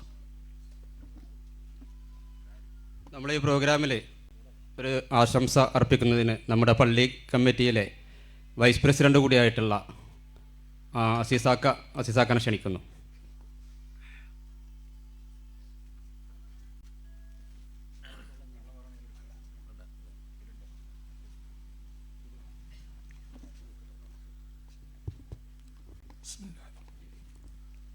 അൽഹംദുലില്ലാഹ് വസ്സലാത്തു വസ്സലാമു അലാ റസൂലിൽ അമീൻ വഅലാ ആലിഹി വസ്ഹബിഹി അജ്മഈൻ. ബിസ്മില്ലാഹിർ റഹ്മാനിർ റഹീം. ഈ വൈകിയ വേളയിൽ ഒരു ദീർഘപ്രസംഗം നടത്താനോ അതിനുള്ള കഴിവുമില്ല, അതുകൊണ്ട് ഞാൻ മുതിരുന്നുമില്ല. ഇവിടെ ഈ പ്രോഗ്രാമിന് എത്തിച്ചേർന്നിട്ടുള്ള എല്ലാ നല്ലവരായ നാട്ടുകാർക്കും, നമ്മളുടെ അതിഥിയായി പ്രാസംഗികനായി എത്തിയിട്ടുള്ള സുലൈമാൻ സബാഹി അവർക്കും എല്ലാവിധ ആശംസകളും നന്ദിയും അറിയിച്ചു കൊള്ളുന്നു. ഇത്രയും നേരം ഈ പ്രഭാഷണം കേട്ടിരുന്ന് എല്ലാം മനസ്സിലാക്കി മുന്നോട്ട് അവർ പറഞ്ഞതനുസരിച്ച് ജീവിതം ചിട്ടപ്പെടുത്താൻ നാം എല്ലാവരും തയ്യാറാവണമെന്നും ഈ പ്രോഗ്രാമിന് എല്ലാവിധ ആശംസകളും നേർന്നുകൊണ്ട് ഞാൻ എൻ്റെ വാക്കുകളെ ഉപസംഹരിക്കുന്നു. അസ്സലാമു അലൈക്കും വറഹ്മത്തുള്ളാഹി വബറകാതുഹു. നമ്മുടെ ഈ പ്രോഗ്രാമിന് ഔപചാരികമായി നന്ദി അറിയിക്കുന്നതിന് പ്രോഗ്രാം കമ്മിറ്റി അംഗം കൂടിയായിട്ടുള്ള ഡോക്ടർ ഫൈസൽ അവരുകളെ സ്വാഗതം ചെയ്യും. അസ്സലാമു അലൈക്കും വറഹ്മത്തുള്ളാഹി. അൽഹംദുലില്ലാഹി റബ്ബിൽ ആലമീൻ. ഇരുമ്പിളിയം റൗത്തുസ്സലാം മദ്രസയുടെ 80-ാം വാർഷികത്തോടനുബന്ധിച്ച് നമ്മൾ സംഘടിപ്പിച്ചിട്ടുള്ള കുടുംബ സംഗമത്തിലാണ് നമ്മൾ ഓരോരുത്തരും ഉള്ളത്. വളരെ സന്തോഷമുണ്ട്. നമ്മളുടെ ഈ ഒരു സദസ്സ് ഇത്രയും ഭംഗിയാക്കി, ഒരു സീറ്റ് കുറവില്ലാതെ എല്ലാവരും ഫില്ലായിട്ടുണ്ട്. വളരെ സന്തോഷമുണ്ട്. ഇതിൻ്റെ പുറകിൽ ഒരുപാട് പ്രവർത്തനങ്ങൾ ഉണ്ടായിട്ടുണ്ട്. നമ്മളുടെ സഹോദരി സഹോദരന്മാരുടെ സ്കൂൾ വർക്ക് വളരെ പ്രധാനപ്പെട്ടതാണ്. നമ്മളെ സഹോദരിമാരൊക്കെ വളരെ പ്രയത്നിച്ചിട്ടുണ്ട്. അതുപോലെ തന്നെ ഈ ഒരു സ്ഥലം നമ്മളുടെ പട്ടാഴി കുഞ്ഞിപ്പൂ സാഹിബിൻ്റെ വസതിയാണ്.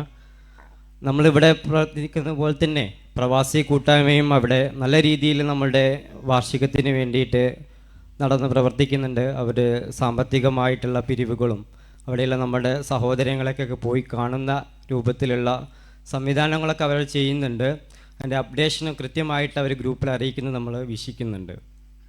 അപ്പോൾ നമ്മളുടെ ഈ ഒരു കൂട്ടായ്മ, ഇരുമ്പിളിയത്തിൻ്റെ ഈ ഒരു കൂട്ടായ്മ നിലനിർത്തിക്കൊണ്ട് തന്നെ നമ്മളുടെ ഈ ഒരു അള്ളാഹുവിൻ്റെ കലാം പറയുന്ന നമ്മുടെ മദ്രസയെ നിലനിർത്തുക എന്നുള്ളത് നമ്മളുടെ ആവശ്യമാണ്. അപ്പോൾ അതിൻ്റെ ഒരു വാർഷികം ഏപ്രിൽ 23, 24 വരുന്ന സമയങ്ങളിൽ നമ്മളുടെ ഈ ഒരു മദ്രസയിൽ പഠിച്ച തലമുറകൾ 8 പതിറ്റാണ്ടായി. ആ 8 പതിറ്റാണ്ടിലെ എല്ലാവരെയും ചേർത്ത് നിർത്തിക്കൊണ്ട് നമുക്ക് മുന്നോട്ട് പോകാൻ സാധിക്കണം. അതിൻ്റെ ഒരു ആദ്യപടി എന്നാണ് ഈ ഒരു കുടുംബസംഗമം. ഇതിൻ്റെ രണ്ടാമത്തെ ഘട്ടം, രണ്ടാമത്തെ കുടുംബസംഗമം വരുന്ന ചൊവ്വാഴ്ച ഫെബ്രുവരി 25-ാം തീയതി വട്ടപ്പറമ്പ് നൂറുദ്ദീൻ സാഹിബിൻ്റെ വീട്ടിൽ വെച്ച് അദിയത്തുള്ള സലഫി ക്ലാസ് എടുക്കുന്നതാണ്. ഇതുപോലെയുള്ള ഒരു സദസ്സ് നമുക്ക് അവിടെയും തീർക്കാൻ കഴിയണം. അതിലേക്ക് എല്ലാവരെയും ഒരിക്കൽ കൂടി സ്വാഗതം ചെയ്യുന്നു. ഇവിടെ എത്തി ഈ ഒരു ക്ലാസ്സിന് നേതൃത്വം നൽകിയ സുലൈമാൻ സുബാഹിക്ക് എല്ലാവിധ നന്ദിയും കടപ്പാടും അറിയിക്കുന്നു. അതുപോലെ തന്നെ ഈ ഒരു ചടങ്ങിന് അധ്യക്ഷസ്ഥാനം അലങ്കരിച്ച നമ്മളുടെ അലവിക്കുട്ടി സാഹിബിനും അതുപോലെ തന്നെ ഉദ്ഘാടനം ചെയ്ത നമ്മളുടെ മഹല്ലെ സെക്രട്ടറിക്കും ആശംസകൾ അറിയിച്ച് സംസാരിച്ച നമ്മളുടെ ഷഫീഖ് മാഷിനും അതുപോലെ തന്നെ അസീസ് ആക്കാക്കും അതുപോലെ തന്നെ നമ്മളുടെ സ്വാഗതം പറഞ്ഞ ഫൈസൽ ബാബു സലഫിക്കും അതുപോലെ തന്നെ നമ്മുടെ ഹാഫിൽ നമ്മുടെ കൊച്ചു അനുജൻ അദ്ദേഹത്തിന് അള്ളാഹു എല്ലാവിധ തൗഫീഖും റഹ്മത്തും പ്രദാനം ചെയ്യുമാറാകട്ടെ. ഇതുപോലെ നമ്മുടെ ജന്നാത്തുൽ ഫിർദൗസിൽ നമ്മുടെ ഈ ഒരു കൂട്ടായ്മയും അള്ളാഹു നിലനിർത്തി തരുമാറാകട്ടെ എന്ന് ആത്മാർത്ഥമായി പ്രാർത്ഥിച്ചുകൊണ്ട് നിർത്തുന്നു. വാഹിർ ദൗവാന അൽഹംദുലില്ലാഹി റബ്ബിൽ ആലമീൻ. അസ്സലാമു അലൈക്കും വറഹ്മത്തുള്ളാഹി വബറകാതുഹു. അസ്സലാമു അലൈക്കും. പ്രിയപ്പെട്ടവരെ, ആർക്കെങ്കിലും വീട്ടിലേക്ക് മടങ്ങിപ്പോവാൻ ബുദ്ധിമുട്ടുണ്ടെങ്കിൽ ഒരു 10 മിനിറ്റ് നമ്മുടെ വീടിൻ്റെ പരിസരം